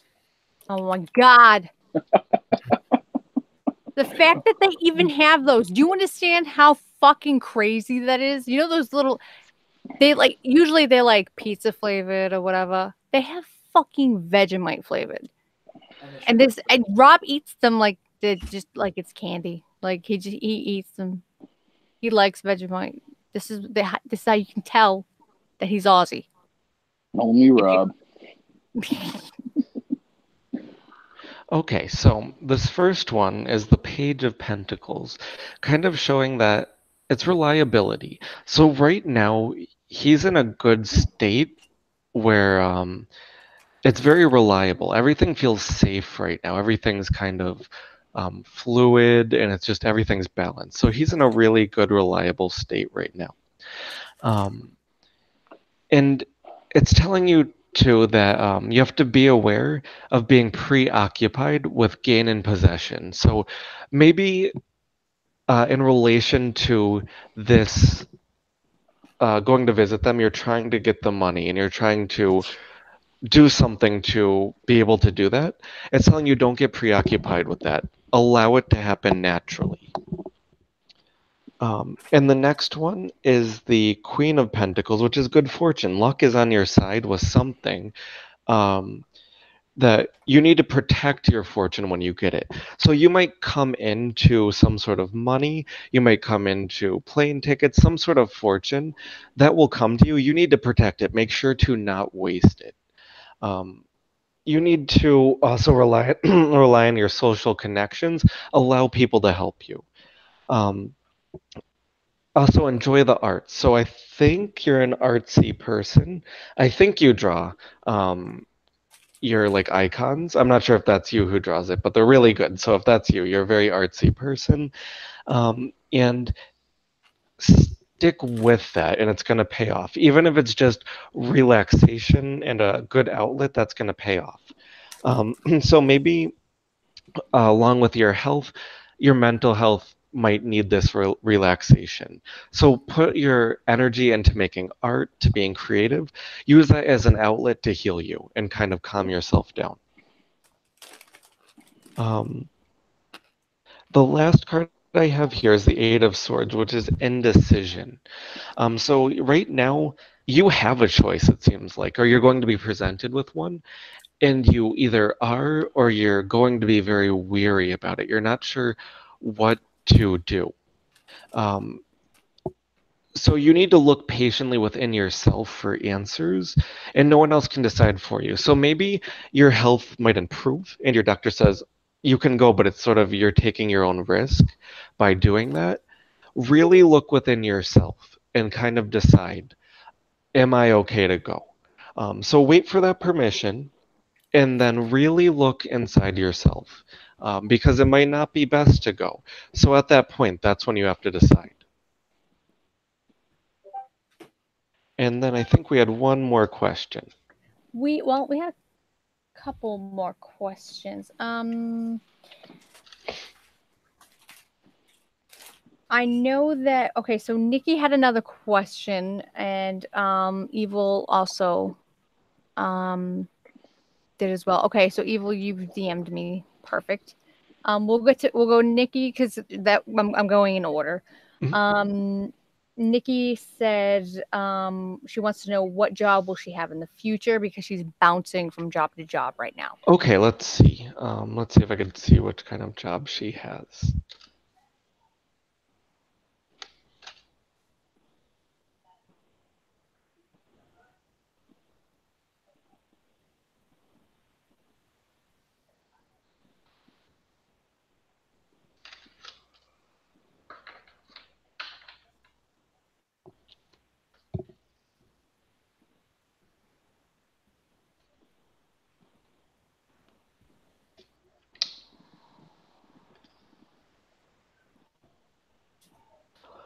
So right now we have the Wheel of Fortune.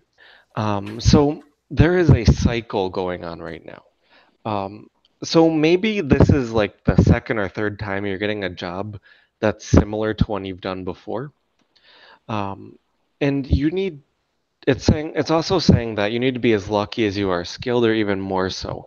So let's see. Luck comes most often when opportunity is presented and your skills meet with that.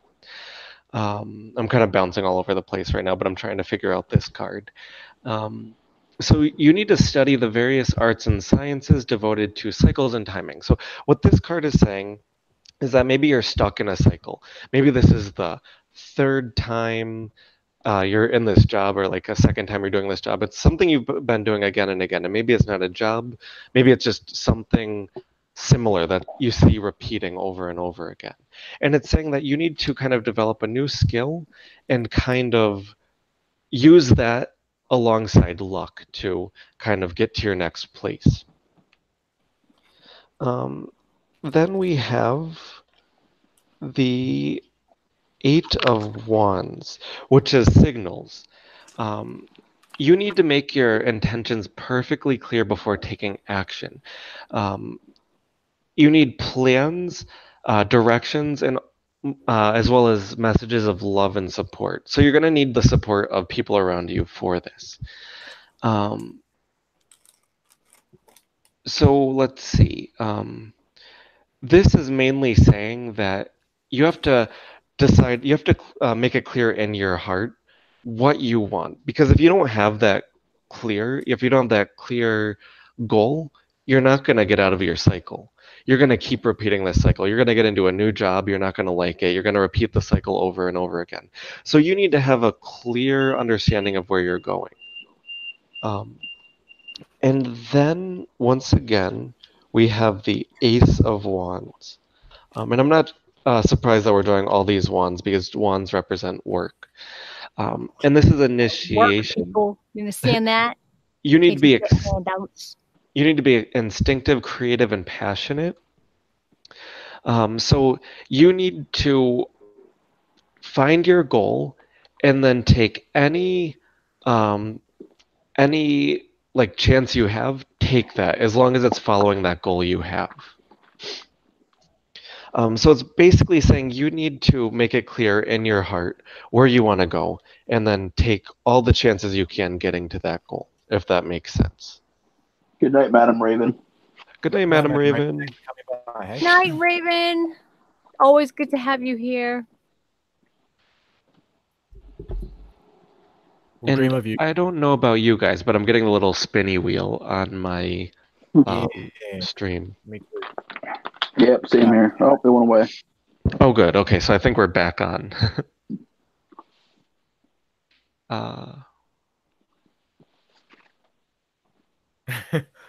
Fear of the Great White is here. And welcome, Night Companion. How you going? What's going on, Fear? So, who had the next question? The next question, it was from Evil Satire. They wanted to know about their financial future because they are don't tell me why intertwined. yet, though. Yes, here we are doing tarot readings right now. Mr. Johnny is gracing us with some readings. So is this person still here? And then we'll kind of get Evil is to still here. Mhm. And who the Knight Companion you said? I don't know. Did Knight Companion have a question? Or sorry, who is this again? I'm trying to find them on here. Evil Satire. Oh, Evil Satire. That's what it is. Yes, Evil Satire was the one who And had this was finance, right? Yes. Okay, let's see.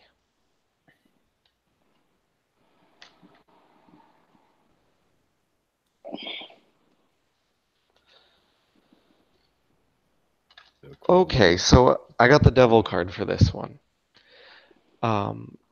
And let's see. So I'm not sure if I'm asking the same person if they're struggling with an addiction or a bad habit. Whatever this is, they're putting a lot of money into this addiction, and it's not helping them right now. Also, I do not to cut you off, but I know that Evil did want to join the stream. Okay, so like read live. Pretty much, yeah. Okay, so that will be good. Evil, are you still down for that? Because I can send you the link. And this gives me a minute to run to the bathroom, so I'll be right back. Yeah. Play the crickets. And I just want to say, Nikki just said she wants to work with trafficked and abused children, and that is amazing because I work with adults and mental disabilities, and I know how hard that job is. So I can only imagine how hard working with children like that would be.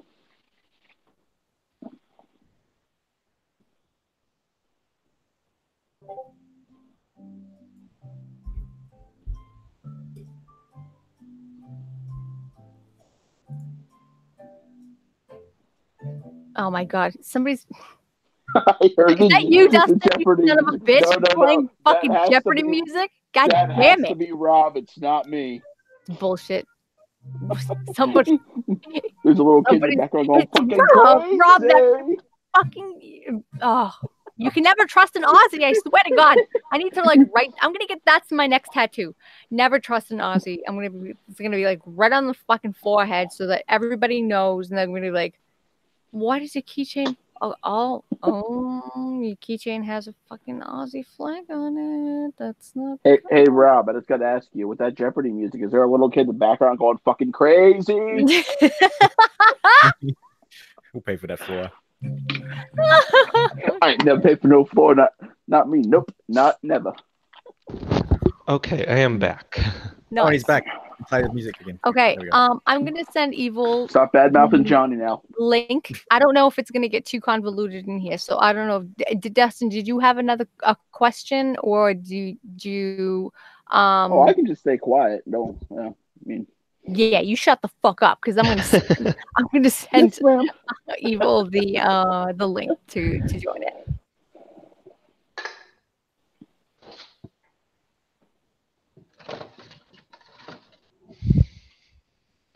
But I will say this right now, I do not want a lot of people in here just because it's going to be like, okay, what are we? It's going to get so confusing. Yeah, especially for this.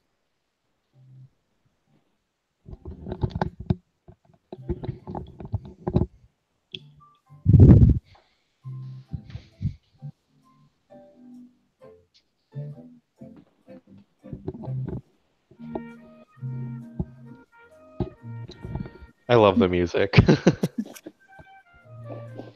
My only thought is he going to get her channel striked with that music?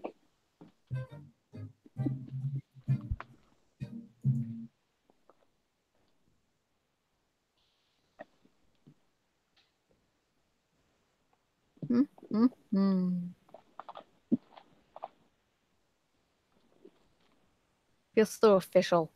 Oh, 18 more. I know. What the fuck? We're seriously okay. So okay, a lot of shit is happening right now, guys.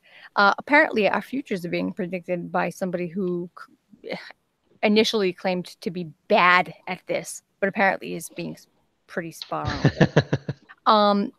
We have, let's see, what else was going on? Something else was happening. I can't remember. But also, Johnny is, where are you now? You are at, hang on. 602. He's at 6,982. I wish those were dollars. Right? Maybe someday, man. Until he gets 7K subs. All right. So everybody get your secondary accounts and start fucking subbing. All right. I don't give a fuck what you have to do. Sell your body on the street if you have to. Run outside, yell sub the Neogo Johnny. Yeah, exactly. And somebody's gonna be like, "Oh shit, fuck that! That's what I forgot to do today." Carbon monoxide poisoning is no joke, people. Come on. Circuit Johnny hit 7K subs. I'm gonna go unsub real quick, so he's not at 7K anymore. He gets 7K, and then like 3 of us just unsub, just to give him that false sense of hope.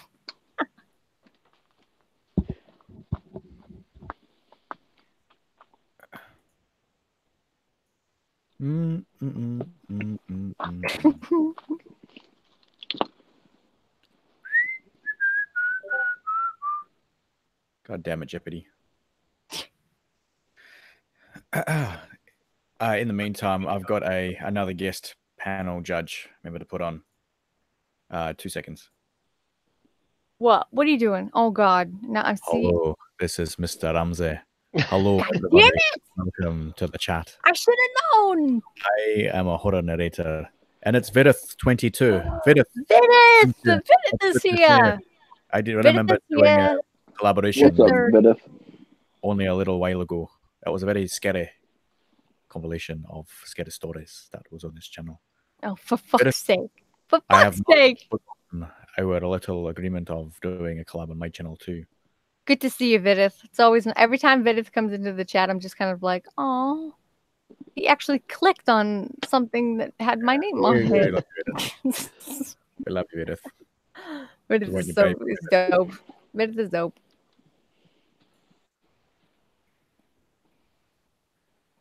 Okay. Let's see. Even if he's just coming in to say hi, it's a nice gesture. Now, it's like, of all of the fucking live streams that we've done, right? This is the one that we would have expected Slumber to come in, but where the fuck is he? Nobody fucking knows. It's an all-nighter live stream, right? And Slumber, of all fucking people, who is usually in our streams to just fucking troll, is not fucking here. Did you tag him? Somebody wake his ass up and tell him to get in here, please. For fuck's sake. Slumber's just trying to figure out who paid for them floors. Who pay for these floors? I never pay for those floors ever again. Somebody at him. Yeah, really. I think we should all at him. He'll wake up to like 17 ads. He only needs 14 more people, okay? Let that sink in. Yeah. That's not bad, man. It's very, very cool. Is there a tweet about this yet, or do we have to make one? I think no, I definitely advertise it. I don't know if you want to completely spam people's chats, but okay, evil. Let's see. Trouble with my phone. Can you send the invite through Hangouts? Oof, I am bad at Hangouts. I'm gonna try though. Let's see.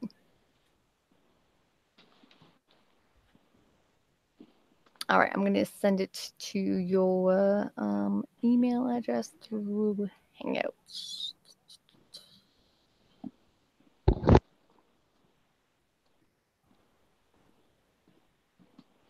let's see if this works. I got you. All right. So we're trying to get Evil Satire into the stream? Yep, I got it. Hang on. Sweet. All right, let's just go back. Good Earth, not bad, great white. Thankful I'm off work. How are you? All right, invite sent.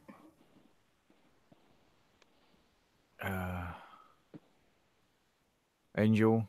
Oh, hey, Angel. I didn't realize you're in here. How you going? It's evil status. Having trouble with my phone. Okay, cool. No, I just sent him a link through. I'm here. Yay! Hello. Okay, so let's see. I drew some of your cards. So the first card I drew was the Devil card. So are you currently struggling with an addiction? Yes. You are. Okay. You don't have to tell me what it is. Cigarettes. Oh, cigarettes. Okay, because yeah, what I was gonna say is the next card was the King of Wands, and I feel like this is costing you a lot of money. Maybe you're spending way too much than you should be on it. Hey man, cigarettes are expensive. Did you guys They know are. that? Yeah. Definitely. Fucking definitely. A, like $12 for a pack up here in Boston. Jesus Christ. See, the thing is, almost every dollar I get, I spend on cigarettes because I'm a fucking chain smoker, and the problem is, I recently got fired from the job that I had, so I'm not currently making any money, and with me not making money, I don't have any health coverage. Not having health coverage, I can't get myself looked at. Can't get myself looked at. You know, I have a heart condition, lung condition, and every goddamn thing else. That's really tough. I'm in the same boat. I haven't had insurance for a while, and it's one of the scariest things because it's like, God forbid, what if something does happen? It's like, oh my God, I can't afford that. Just like let me die. Like it's Yeah, I was scary. supposed to go see my heart doctor every like 3 months, and I haven't seen him in like 4 years. So Welcome to the United States medical system, folks. I fucking hate it. It's really difficult, and I really hope things work out for you. The last card I drew was that Nine of Pentacles. And this, it's a good sign. The Nine of Pentacles is abundance. So you need to be self-reliant, independent, and free. You need to, it's saying you need to learn about your body and how Mother Nature provides all it needs.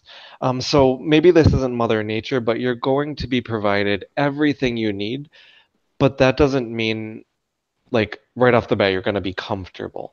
I think what the previous two cards is telling you, you need to cut back on this addiction because they're going to you're going to come across this money, but if you're still having this smoking, like addiction to smoking and spending this much on cigarettes, the money you're going to be getting in isn't going to help you. And I know it's really hard to quit, but maybe you could start by like doing one less cigarette a week and kind of go down from there. This is really telling you in order to reach that abundance and to be fully financially stable, you're going to need to try to kick that habit as much as you can, even if it's just limiting. Sorry, I can't speak tonight. Limiting it to 2 cigarettes a day. That's going to be a big savings, and I think that will help you a lot. So this is really saying, this whole reading is about quitting your habit in order to survive. And I hope that helps. It does seem scary because I understand how hard it is to quit an addiction. And in order to help yourself, you're going to have to try your best to do that. Yes, along with my my instability in my healthcare, I'm actually having quite a bit of mental problems. I don't like have any mental disabilities per se, but I do have depression, anxiety, um homicidal and suicidal ideations and stuff like that. And that's really hard, especially it's scary because when you can't go to someone because you don't have the appropriate health care, it's scary because it's just like things can't get better if you don't have someone to talk to. But do know that I can provide it in here that there is the suicide helpline. And beyond just like if you ever feel suicidal, if you ever call in, if you're feeling really depressed, they'll help you out for free. So I'll definitely let me find that right now and I will put it in the chat. And if you ever need that, call that right away. Yes, Yeah, absolutely. because I usually use YouTube as my as you know uh cure all for my depression. I usually use cigarettes for my anxiety and stuff. Well, And the other thing is there are because see, what people don't understand is people aren't necessarily addicted to the actual cigarette. Like nobody's craving the tar and the fucking bits of cyanide and arsenic in it. They're craving the nicotine. So what you could do is, I mean, you could kind of wean off of that by using alternatives. Because I know I used to smoke casually, and then it kind of turned into like a stress thing. But then my brother got me like a really small kind of like a vape pen. So it looked like a cigarette, acted like a cigarette, but it had nothing except just like the nicotine salt or the liquid that you put in it. yeah, I And tried that. you can get those really cheap. Well, it depends on the milligrams too. If you have something that's a really low milligram, it's not going to do the same trick that a normal cigarette will. I You had have to start off on like maybe 30 milligrams, maybe even 50, depending on how many cigarettes you smoke a day, and then slowly go down from there. yeah, I have a vape pen that I've been using, and I Mhm. have 30 milligram e-liquid, and it's not doing as much for me as a cigarette would. I would go to the 50 then. Go to the 50 because that's what I'm smoking currently.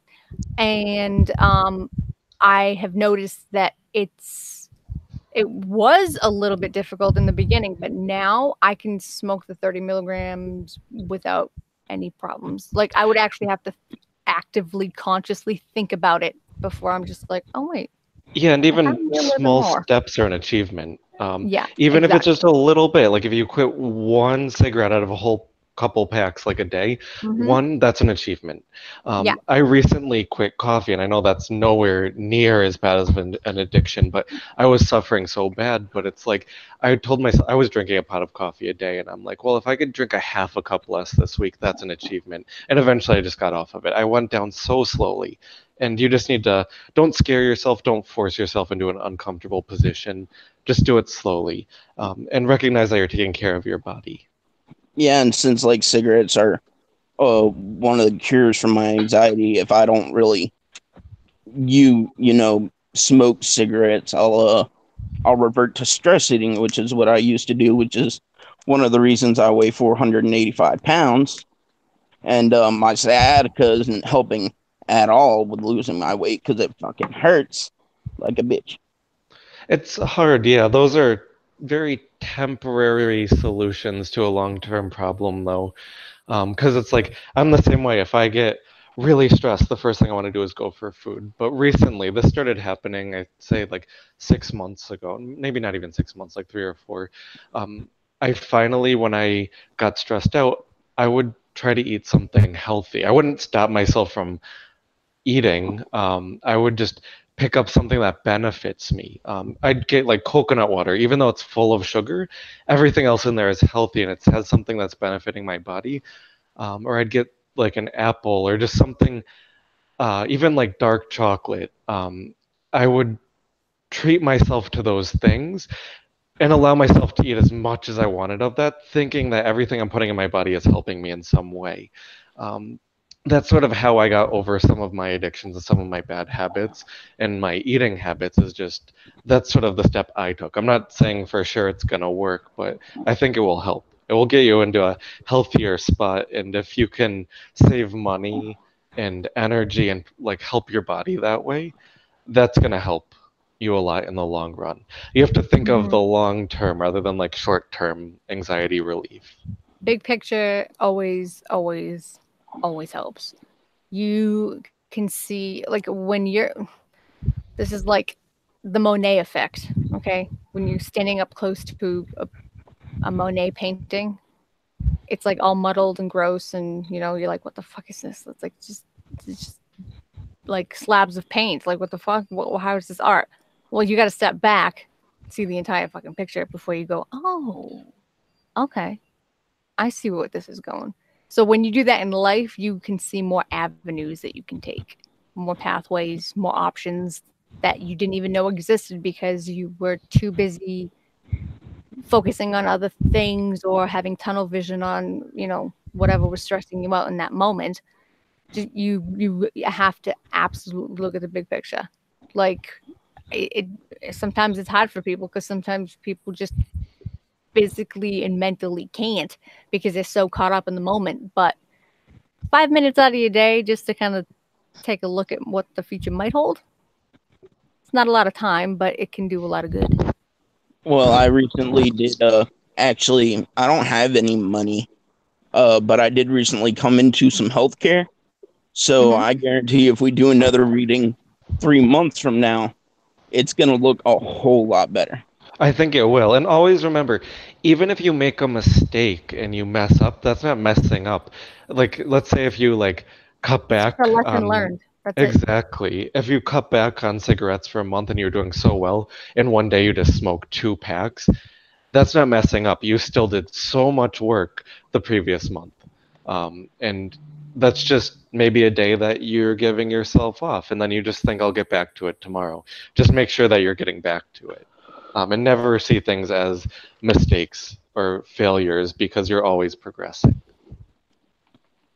Yeah, that's the thing. I have a quite an addiction. I don't smoke nearly a pack a day, but I just got these cigarettes this morning at 5 o'clock, and I'm down to 2 left. So maybe by the end of the night, save one rather than finishing off that pack. And that's a big accomplishment. And if you can't do that, save half of that last cigarette. Like, even doing half less is better than nothing. You're still cutting back. And this right here is what I used to do from September till December of last year. I actually had some friends on a live stream that I used to talk to every night, and it was really helping with my anxiety and my depression. And then, you know, we had a little bit of squabble, and they don't want to hear from me anymore. So, I reverted right back to cigarettes. It's hard because people, they're not always necessarily going to be there, and it's hard because it's even your best friends can't be there the whole time, and like you're going to run into people you really like, and then all of a sudden something happens. It happens a lot, and it's really sad, but you need to sort of look at the good things you have. Oh Like, yeah, people revert back to the comfort zone. So Yeah. if that comfort zone happens to be an addiction, that's kind of like, ooh, red flag. Yeah. Find a new comfort zone, you know. It's yeah. I used to have a guy that I used to talk done. to. Yeah, every single day, like 3 times a day, I used to talk to this guy, and we were the best of friends, and we just fucking clicked on everything. And then one day he just came on Hangouts and said he can't be my friend anymore, and he basically kicked me off his channel and everything. I was like, God damn, what the fuck did I do? You know what? Honestly, dude, that's Sometimes it's fucking life, man. And Yeah. people fucking suck. I There wish are I could days tell you where it's not people going to just happen, fucking but it snap. But I have learned the hard way many times that people are unpredictable. So I try not to assume anything of anybody other than the fact that they're a fucking idiot, because chances are high I'm right about that. So for me, I've learned to be completely okay when or if somebody decides to burn a bridge for no fucking reason. If there's no rhyme or reason and you did nothing wrong, I say, what the fuck ever, then I don't need somebody like that in my life at all. Why the fuck would I want somebody that unstable? If anything, the trash just took itself out. Absolutely. Oh, when things like that happen, the separation thing that I'm having with some of my family, I'm not really having a fight with them. There's just a little bit of separation, and you know how somebody promises me something, and then they never deliver. I find it hard to trust a lot of people. People are untrustworthy. You never know what they're. I mean, look, Even you family. can find somebody that you click with. It's not like people can't have friends and have a really strong bond, but that takes time. It's very rare. I mean, I guess with the exception of Rob and I, because I feel like a hypocrite saying this because Rob and I clicked literally like immediately, but I've had friends that I've known since fucking kindergarten, right? That just decided to up and dip the fuck out like in my mid-20s for like no fucking reason. Like move states, not even saying goodbye, but still talk to other mutual friends and act like they had a fucking problem with me, which I'm sure they did. Who doesn't have a fucking problem with me, honestly, God? But I give a shit.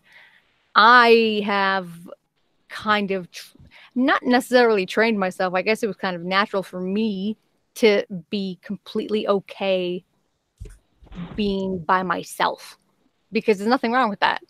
I mean, even though human beings are, genetically predisposed to be, social creatures, there are always the exceptions. So if I'm the exception and I have complete control over myself and what little emotion and soul that I have, especially as a redhead, being alone, that's fine with me. I mean, if people want to come into my life and then dip out, that's their prerogative. There's nothing I can do about it. I mean, there's only so much you can do. It's not like you can beg and plead for somebody who doesn't want to be there, because at the end of the day, even if they still came back, there's always that haunting feeling in the back of your mind that goes, well, they did want to leave in the first place. Yeah, and you the probably don't reason need they're someone there- like that in your life. Yeah, absolutely. You don't need people in that like that. Are you kidding me? Like fucking flip floppers that have no idea what the fuck they're doing and they're just stringing you along. Get the fuck out of here. Like you're better off by yourself, figuring out who you are and what you need to do, rather than getting caught up in other people's bullshit and taking on their baggage. You don't need that shit on your shoulders. You already got enough to deal with. Like people will come and go. That's just life. The trick of it is being okay with that. Some people can't handle it. Some people just fucking shatter to pieces when, a friend of theirs decides to either move or even if they promise to keep in touch, they'll be like, oh yeah, I'm moving to the next town over, but it's because I got a new job. Even that will set them off. Never mind somebody who's just like, fuck you, I'm not going to talk to you anymore, like ever again. Don't fucking contact me. There are people who just simply cannot fucking handle that. I know those people. Trust me. It's like grow fucking pair of balls, man. Like this is a dog eat dog world. Nobody gives a fuck about anybody here in the grand scheme of things. It's you versus the world. You make a couple fucking comrades along the way, fine, good for you. But if they happen to fucking dip out, learn how to wave like the queen, man. That's all I gotta say. Yeah, I was messing with this guy named Fire Kicks, and his channel is Fire Kicks Studios right now. And if you go to his older videos from like 3 months ago, you'll see me in there, and I'll be laughing and joking along with him. And then at one point, we had a little argument, and our relationship just fucking shattered. Mm-hmm. Yeah. Sorry to interrupt. And it was the stupidest thing. I gotta get going. Sorry to interrupt. It was really nice meeting you. Nice meeting you as well. I'll talk to you guys later. You're just gonna Good come night, in Johnny. here Have an and awesome night, my friend. predict everybody's fucking future and then just dip the fuck out. Sorry, That I'll see you would guys happen. later. Oh, Night, Johnny. Have a great night, Good dude. night. Well, Bye, Johnny. it did really help me out. Thank you very much, Johnny. All right, so since Johnny is leaving, we're kicking the rest of you guys out. No, I'm just kidding. All right. Well, this guy here, Mr. Reality, it was nice to meet you, even though you haven't really said anything to me. Anyway, Yeah, it's just- Rob's been like This AFK is for my a first while. time Perfect. meeting. This is And my keeping first time up. meeting somebody from Boston and an Aussie as well. See Nah, that? what I want to say Australians is- for life, man. I was just going to leave you with one bit myself. I wanted to add something to that, which is I completely get where you're coming from. Someone I was very close to only just a couple months ago, actually probably about 3 now. Someone who thought was my best friend or whatever like that. They were basically completely out of left field. Just weren't happy with the decision I made, or weren't happy for me, or anything like something like that. And then they got to the point where they just basically snapped at me. Like they just lost their shit. It was completely left field and out of nowhere, right? And that's when I realized that while there was no going back to being friends or anything like that at that point, but what I realized at that point was, yeah, exactly what Four said. People are unpredictable and unstable, and like she said, the trash does take itself out. And one of those things, that's just what you got to remember, man. There is a path for you. It might be tough right now, but you will achieve it. You will get it. It will come to you. You just got to, something tells you to do something, do it. People think that there's a deadline in life when it comes to certain goals. There's not. There's never. People in their 60s and 70s are still figuring themselves out sometimes. Every single day is a new lesson to be learned. Like, there's never going to be a day where you reach a certain age and you have it all figured out, because everything fucking changes every day. You have to keep up with shit. And part of that is understanding that people will change too. Just like the world, just like life, just like everything around you, your situation, your goals, your even like your location. You have to learn how to adapt. If you don't know how to adapt, I'm sorry, bro, but like natural selection's coming for you. Like it's fucking like crosshairs dead set in the middle of your fucking forehead. Because when people don't know how to adapt, that's when they shatter and they don't know what to do. And it's like, okay, why don't you just fucking pick yourself up off the goddamn ground and fucking keep going? Like, it's not, as long as you are breathing and you can understand the situation, you got it better than probably 80% of the fucking world. There are so many other, and it's not like me saying, oh yeah, other people have it worse, therefore your problems aren't valid. No. Everybody's problems are fucking valid. It doesn't matter what the fuck they are. I mean, if they're stupid, and I'll fucking tell you they're stupid, because that's just me. But also, hey, Raina, what's up? Good to see you. Always good to have you here. But people don't know how to prioritize shit. They're very materialistic, and they don't understand that you have to take care of yourself first to a certain point.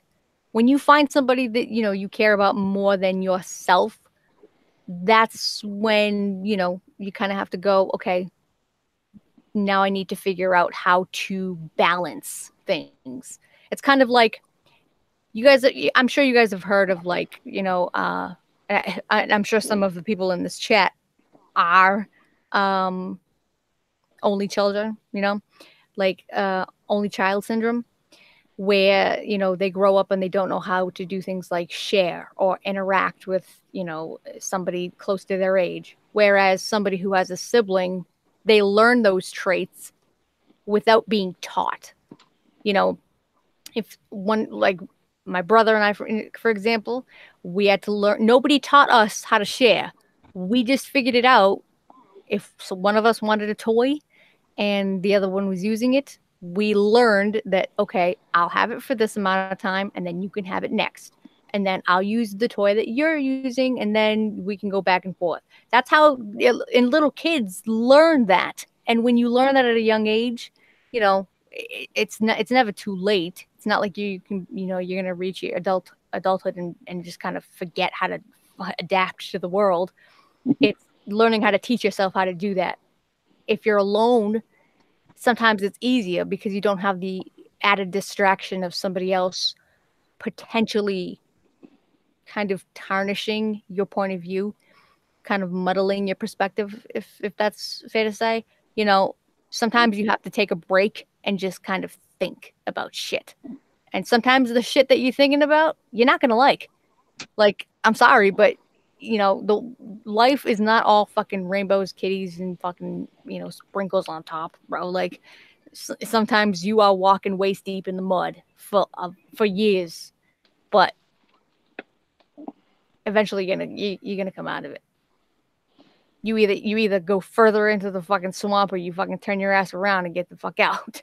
It's one of those, you know? And that's what you have to figure out. Figure out what you need to do. What's the most important thing that you want to do? Focus on that and then figure out how the fuck to get from point A to point Z and back again. Because contingency plans, bro, I'm telling you, they are lifesavers. You can't just have like one plan and then if it fails, that's it. No, have a plan A, B, C, all the way through Z, because not all plans are going to work out. That's just life. You just gotta have to walk it off. As Rob and I say all the time. You get shot in the leg, fucking walk it off. Yeah, and what Ford is saying is absolutely true. But also, I found that See you later, Todd. later on in life, you'll discover people who you click with, and it'll be a small group of people. And that's exactly what my group of friends are. I have like a group of like 5 to 10 people that I just click with, and they're my like, little crew. And people always kind of give me flack for not expanding. But you know what? About 3 to 4 years ago, when my mom died, those people were at the church there for me. They had me meet them at their church. They hung out with me. My one friend took me to his house and stayed up all night when he needed sleep for me. Mm-hmm. And pretty much what I'm saying is, if you have people, use them. Don't think you have to do this by yourself, because I'll tell you what. Use them if they have something to offer. I'll say that. What I'm saying is, there's no, even if you have a friend who just says, "Hey, what's going on?" Use them to talk to you. Use them as a soundboard. Use them to rant. Man, there's nothing better than a friend who will just let you rant and then talk. Because you tell you, it's amazing. There's and on the addiction part, my dude. There's a reason talk therapy exists. It's because it works. Sometimes all you need is an hour just to fucking rant and vent and get that shit off your fucking chest, and then suddenly you feel better. Just because somebody's nodding their fucking head and you acknowledge that they're listening to you rather than just, ignoring you, pretending. You can see they're looking at you in the eye and they are listening to you. That makes all the fucking difference, even if they're not saying a goddamn word and they're letting you do all the fucking talking. Sometimes that's all it takes. And this might sound weird, but when my mom passed away, it really made me angry when they're like, "I'm sorry for your loss." I don't know why, but it made me angry. It just sounded so generic. But whenever somebody's like, "Is there anything I can do for you?" That was when I was like, this person actually cares. I was about to say, when somebody says, "I'm sorry for your loss," the fuck you are. What are you gonna do for me to make it better? You're not sorry for my loss. You're saying that just cause. People sometimes just don't know what to say, man. That is an awkward situation. Sometimes all you can say is, "I'm sorry for your loss," because like, what else? In that moment, some people just don't know what the fuck to do for you. They don't know. Sometimes they don't know you as well, and some people don't want fucking help. I know people who've had family members die right in front of their eyes, and the last thing they want are people around them. They don't want any fucking help. They don't want to hear anything. They don't want people to. They don't want a shoulder to cry on. Basically, they just want to be left the fuck alone, and that's completely fine too. Sometimes you don't know how to approach a situation. You got to walk on eggshells sometimes. It worried my family. Something terrible happens to me. I don't want to talk to anybody. I don't want to see anybody. I just want to be left alone for about 2 weeks, and then we talk about it. Yep. You just have to give people the benefit of the doubt, because people don't know what your situation is. That's why they're asking. You know what I mean? Yeah. That's when they say, "I'm sorry for your loss." It's better than them saying nothing, right? Like, that is true. So in that sense, you can't take your anger out on people who have no idea what your situation is, because people aren't mind readers. All they know is that you just went through a hard time, and they just want you to know that they're sorry. That's it. I scared the absolute piss out of my family when I got the news, because when I first got the news, my initial reaction was, I was at work, so my initial reaction is, I have a job to do. I need to get this done. And then I focused on getting the job done, and I left. And when I left, I shut my cell phone off, and I went to my church, because that's where my one friend told me to meet him. And Like my family couldn't get a hold of me for like 4 hours, and they thought I went out and did something stupid. But in Everybody, reality, I sociopath. just It's went so to much where I easier. needed to go. Hashtag team sociopath. Yeah, But being a sociopath it's so fucking easy, man. You just don't give a shit about anybody. People are just like, oh my god, dude, the worst fucking shit just happened to me, and I'm like, oh, what happened? They're like, my fucking infant just got ran over by a fucking 18-wheeler, and I just saw it happen. I don't know what to do, and I'm just like, oh shit, that sucks, man. I'm like, is that it? Can I go back to work now? Like, I don't give a fuck. And I wish my family was like that. I was in an accident with a moped, and I broke my wrist, and I got a good sized gash in my arm. And like 2 weeks later, I had a heart attack, and I went to the hospital, and they gave me blood pressure medication, and they basically told me to sleep it off. They gave me like 6 different medications after I woke up, and they gave me another echocardiogram. And they told me that I had a mitral cardiac episode, a small heart attack, and yeah, my mother. I told my grandmother, and I told my other grandmother, and I didn't want to call my mother and tell her this shit because I knew it would probably piss her off that I didn't call her first. But 2 weeks later, she calls me for the first time in like a year, and it's like, so what's going on with you? I was like, really? Your mother didn't tell you I had a heart attack and I had a moped accident? She's like, fuck no, nobody told me. It was like, and then she just kept on going. It was like, so you don't really care. She doesn't really. People make assumptions, dude. Like, I swear to God, as soon as somebody reaches like the age of like 50, they just start losing their fucking mind, and they like assume the weirdest fucking convoluted shit in the world. And sometimes you have to just take that with a grain of salt. If you know that shit just doesn't make sense, ignore it. Just fucking ignore it, man. Because that's what I do. My mom, I've told this to Rob, and it's kind of funny, but it's also fucking annoying, and it kind of gives me perspective on where my mom is mentally. I will come home from work. She will come into my room, look me dead in the eye, and go, "Are you home?"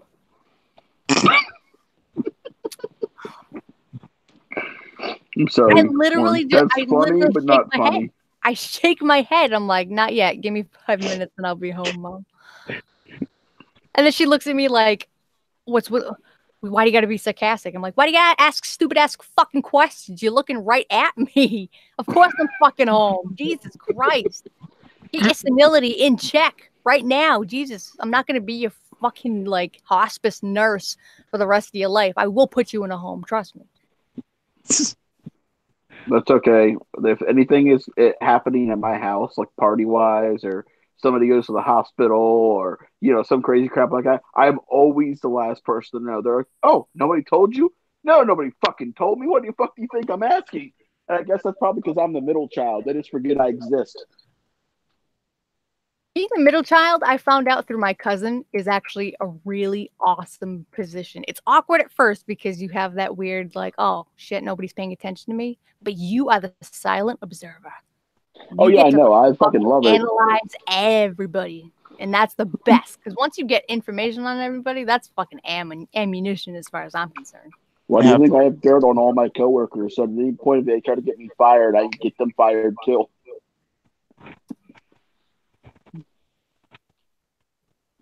Like you said, being the silent observer, I'm the middle child. I never had the opportunities my older and younger brother had, and I do sit around and just watch a lot what's happening in my family, and I just observe.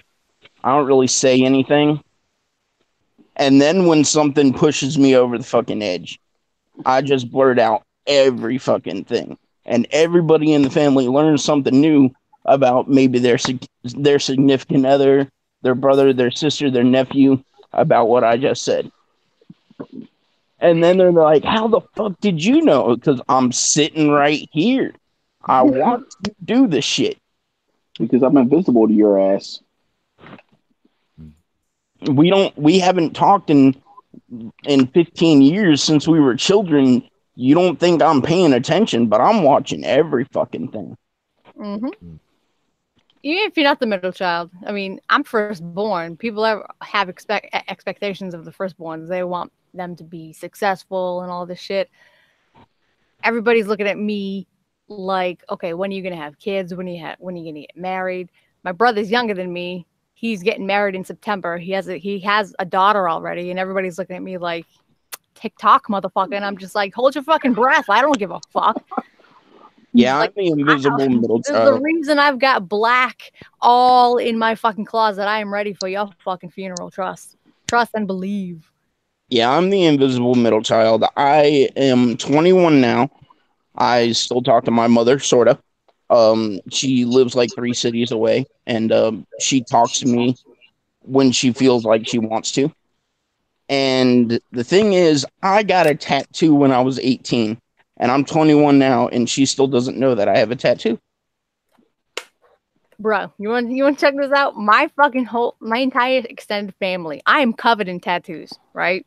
None of my fucking family knows, but they will in September when I'm wearing that fucking bridesmaid's dress that has no sleeves on it. But I've got a sleeve. Shit. Like, I swear to God, if my grandmother does not have a heart attack, that'll be a modern marvel. In fact, I'm probably fucking hoping for it. Because it's like, she only knows about one that I have on my wrist, which I can't really hide. It's on my wrist. But I've got chest, shoulder to shoulder, fucking arms like you wouldn't fucking believe. I've got one on my fucking thigh. It never fucking ends. And it's probably not going to either. But they consider tattoos to be something like, oh, you used to be in prison, or you're a fucking pirate. Like, okay, what fucking century are we fucking living in now? I say, pirate? Are you fucking kidding me? Jesus Christ! I need to buy these people dictionaries for Christmas. I just want to say, let's not forget the chat, by the way, guys. Just because we've got a few people going, so we've got Raina. Raina's leaving now, so I think we need to just get back on the chat a little bit there because we've neglected it a little. So just go back to, so Raina's just leaving now, but he did want to say that schizophrenia is confused with the idea all the time. The idea is split personality, and schizophrenia is a split from reality. So I just want to make sure that we got back into the comments a little bit here. Yeah, there was a few things we've missed, I think. So I just wanted to get back, scroll up a little bit like that, and I think Reaper said he's got avoidant personality disorder. And he said, trust me, that sucks. What else we got here? You know what? I would say that regardless of what kind of mental disorder you have, it's part of you, you know, unless it's a really detrimental thing that's like hurting you and other people that you need help for. I mean, there are people I know that look at me, for fuck's sake. Like, okay, I can't say it enough, and I'm not even going to say it again. You already know what team I'm on. But there are people that I know who are a lot more malevolent than I care to be. And sometimes they know how to control it. They're absolute fucking psychopaths. Absolute, like, to the marrow of their bones, they are psychopaths. Like, all they think about is like, oh, I wonder how many ways that I could kill my fucking boss without making it look like a murder. Like, how could I do that without getting caught? And these guys aren't fucking stupid. These guys are not fucking stupid. They know, they have thought about this. This is like what they like eat, sleep, and breathe all fucking day. But they don't do it. They just know how to control it. It's just part of them. Whatever disorder you have, it's not necessarily a detriment unless you think it is. I mean, if you have schizophrenia, if you have avoidant personality disorder, even if you have something as rare as DID, there are people who live with it, and there are a million different kinds of DID where people either know of their alters, or they don't know of their alters, have no idea that they have DID, or they're completely aware of it, shit like that. It's at the end of the day, your brain is, the engine to the machine that you're fucking working every day. You can tweak it however you need to, but if you don't tweak it, it's like if your car breaks down, if your fucking check engine light goes on, you can either ignore it and let the problem get worse, or you can check it out and tweak it a little bit so that it might not be the same, but it's still fucking working and you can still keep going. It's the same kind of analogy. Your body's a machine, a car's a machine. Fucking think of them like the same thing. Nikki says she's looking for wedding dresses for her wedding if she ever does get married. Oh, cute. Hi, I'm wearing all black to my wedding.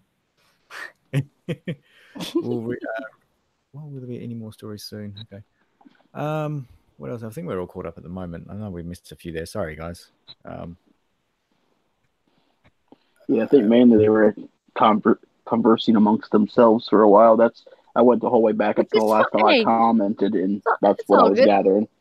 This is a chill stream. There's no agenda planned. This is literally me killing time before I have to go back to fucking work.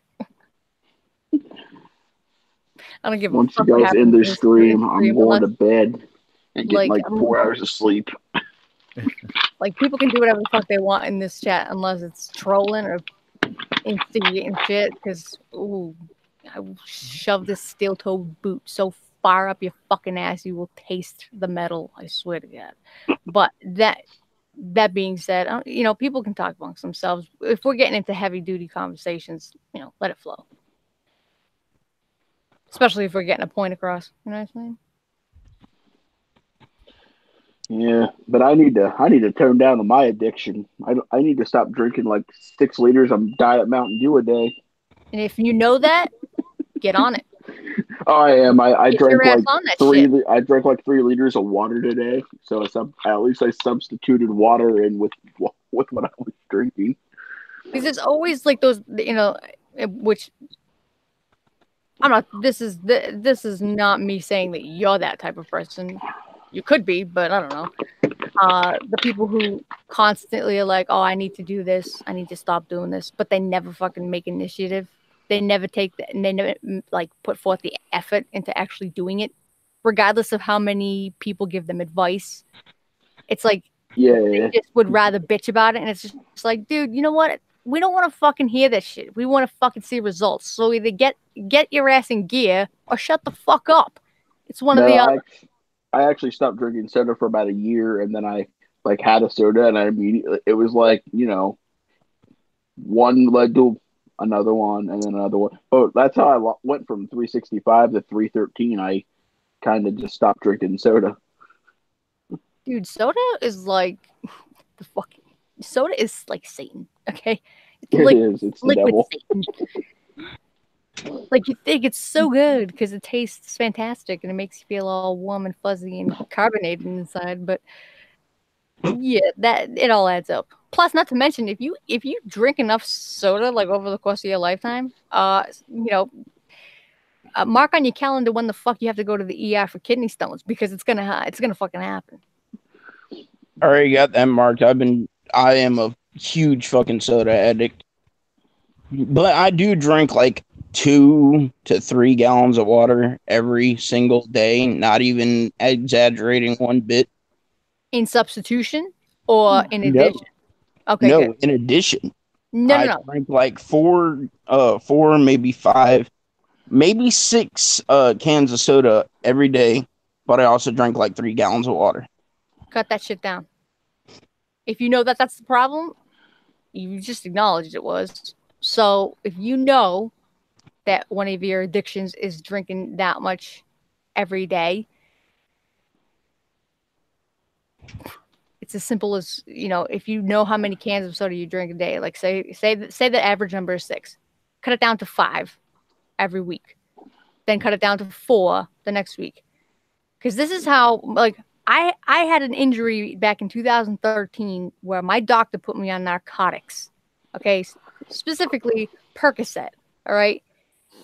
For 5 fucking years, I was bouncing from doctor to doctor who was just handing that shit out to me. And I live in a red zone, people. This is like opiate city. Like, we have an opiate problem here in Boston. Like, that's the shit that is going on around the streets. And it causes a lot of red tape for the people who actually need it. Now, at the time, all I wanted was for the pain to stop. It turned out that I had a neurological disorder in my spine that was radiating down my right arm. They would give me Percocet just to mask the pain. They never once asked what the fuck was causing the pain or how to fucking stop it until I got my new doctor. And what she did on day one when I met her was she said, first of all, you, at the end of the year, we're not going to have you on narcotics. And if we don't have you on narcotics, we're at least not going to have you on as much that they're giving you, because you've been on fucking oxycodone for 5 years. That you don't know how much damage to your liver that has already caused. And I'm like, probably, because I can't fucking drink anymore and I'm Irish. You understand how much of a burden that is? So what she did was she had to take it slow. She said that if I just completely went cold turkey, I would 100% fucking die. Because apparently Percocet withdrawals are twice as bad as heroin withdrawals. So I was like, oh, well, can we avoid that, please? Because I'd rather not, you know, like I'm already like 100 pounds soaking fucking wet. Like I can't deal with that shit. And if my liver's already getting damaged, like, you know, you can't live without your liver. You know, live is sort of in the name, you know. So what she did was literally that from that point, this is the first fucking day I'm meeting this woman, okay? Because all my other doctors are either retiring or they're getting their licenses revoked because of what they're doing to me. What she did on day one was she said, I will refill your script just this once, but I want to see you every single month from now on, and every month we're going to take 10 off of the quantity. And hopefully by the end of the year, you will no longer be on Percocet. We will substitute it with something else to take care of the pain, because we have to figure out what is causing the pain in the first place. We eventually figured out through asking fucking questions that it was neurological. So they put me on a neurological kind of stimulant that kind of, it's not a painkiller, but it definitely masks the pain just as well as Percocet does. Every single month, she took 10 off of my script. It went from 120, which was, you know, I had to take it 4 fucking times a day for 5 years, people. Okay, so that if that's not an addiction, I don't really know what is. I mean, mentally, I wasn't addicted to it, but my body certainly fucking was. It didn't know how to function without it.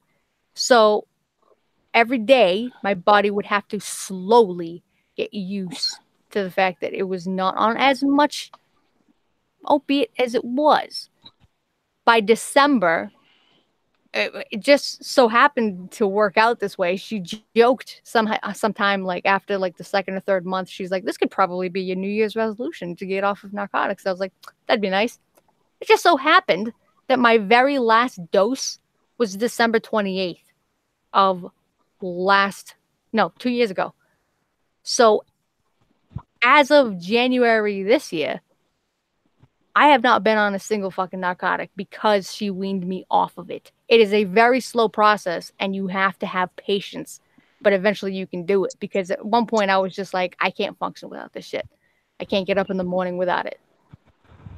I'm not on it anymore. I haven't been on it for 2 years. I'm getting up out of bed. I'm sitting here talking to you assholes and talking about fucking whatever. So that's what you have to do. You really have to sometimes you really have to bite the bullet, and sometimes it fucking sucks. But, you know, not everything, when you want to get something that badly, it's not always going to be easy. In fact, it's very rare that it is easy. Prepare for the fucking battle. Suit up. I kind of was with my cousin. My cousin had 3 knee surgeries, one elbow surgery, and 2 back surgeries, and he has a fused L4 and L5 lumbar, and he has 2 screws in his knee, and he has a rod in his arm, and he has so much metal in his body he can fucking set off a metal detector at an airport. And he goes to pain management to help with this bullshit, and they give him narcotics like it's fucking candy. And I keep telling him that you gotta stop, you gotta find a different way to cope. And he said the pain is just too fucking much. He said they were planning on doing something that actually has been researched by the FDA and everything, and they say it's unsafe because what they were planning on doing was blocking the nerves in the affected part of his body so he wouldn't need the pain medication. But they realized if he does that, he's going to go out and do something to get his ass, hurt. He's probably like going to break the rods in his back or something because he won't be able to feel the damn pain. So he's addicted to fucking Percocet, and he buys Percocet from his dealer, I guess you could call it, and he's taken so much Percocet every single month. He's like, he cannot function without his pills, and he's got a pain management doctor that will give it to him when he wants it. And when he can't get the pills, he's in the most massive amounts of pain that is imaginable.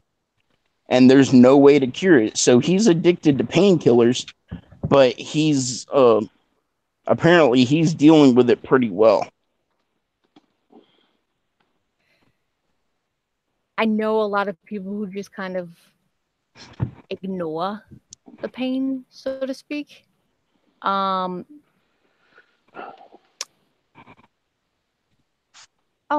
Rob left. Oh shit. Yeah, he posted, "Good night, everyone." I guess he got tired, needed to go to bed. No. Rob, come back. Blow up his phone. Well, if Rob's not here, you guys gotta get the fuck out now. I'm just kidding. You guys got 5 minutes. I was about to say, all right, nice talking to y'all. Peace. No, I ain't kidding about this 5 minutes shit.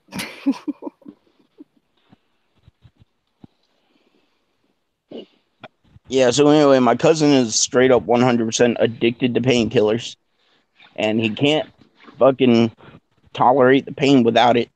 And they put him in a detox where they were giving him a painkiller that actually it speeds up the withdrawal process of not having the Percocet, and it basically draws the need of the dependency of that drug out of your body, while it also helps you deal with the pain. And he went to his fucking dealer and bought some more Percocet. That's like 10 times stronger than what he used to take. Honestly, you can't be everybody's superhero. Like, if anything, like I said, be the fucking silent observer. There's only so much you can do for certain people. And, if that's the way that it has to be, then that's the way it has to be. Unless there are other options that people haven't really dug into yet, then that's the way it is. But,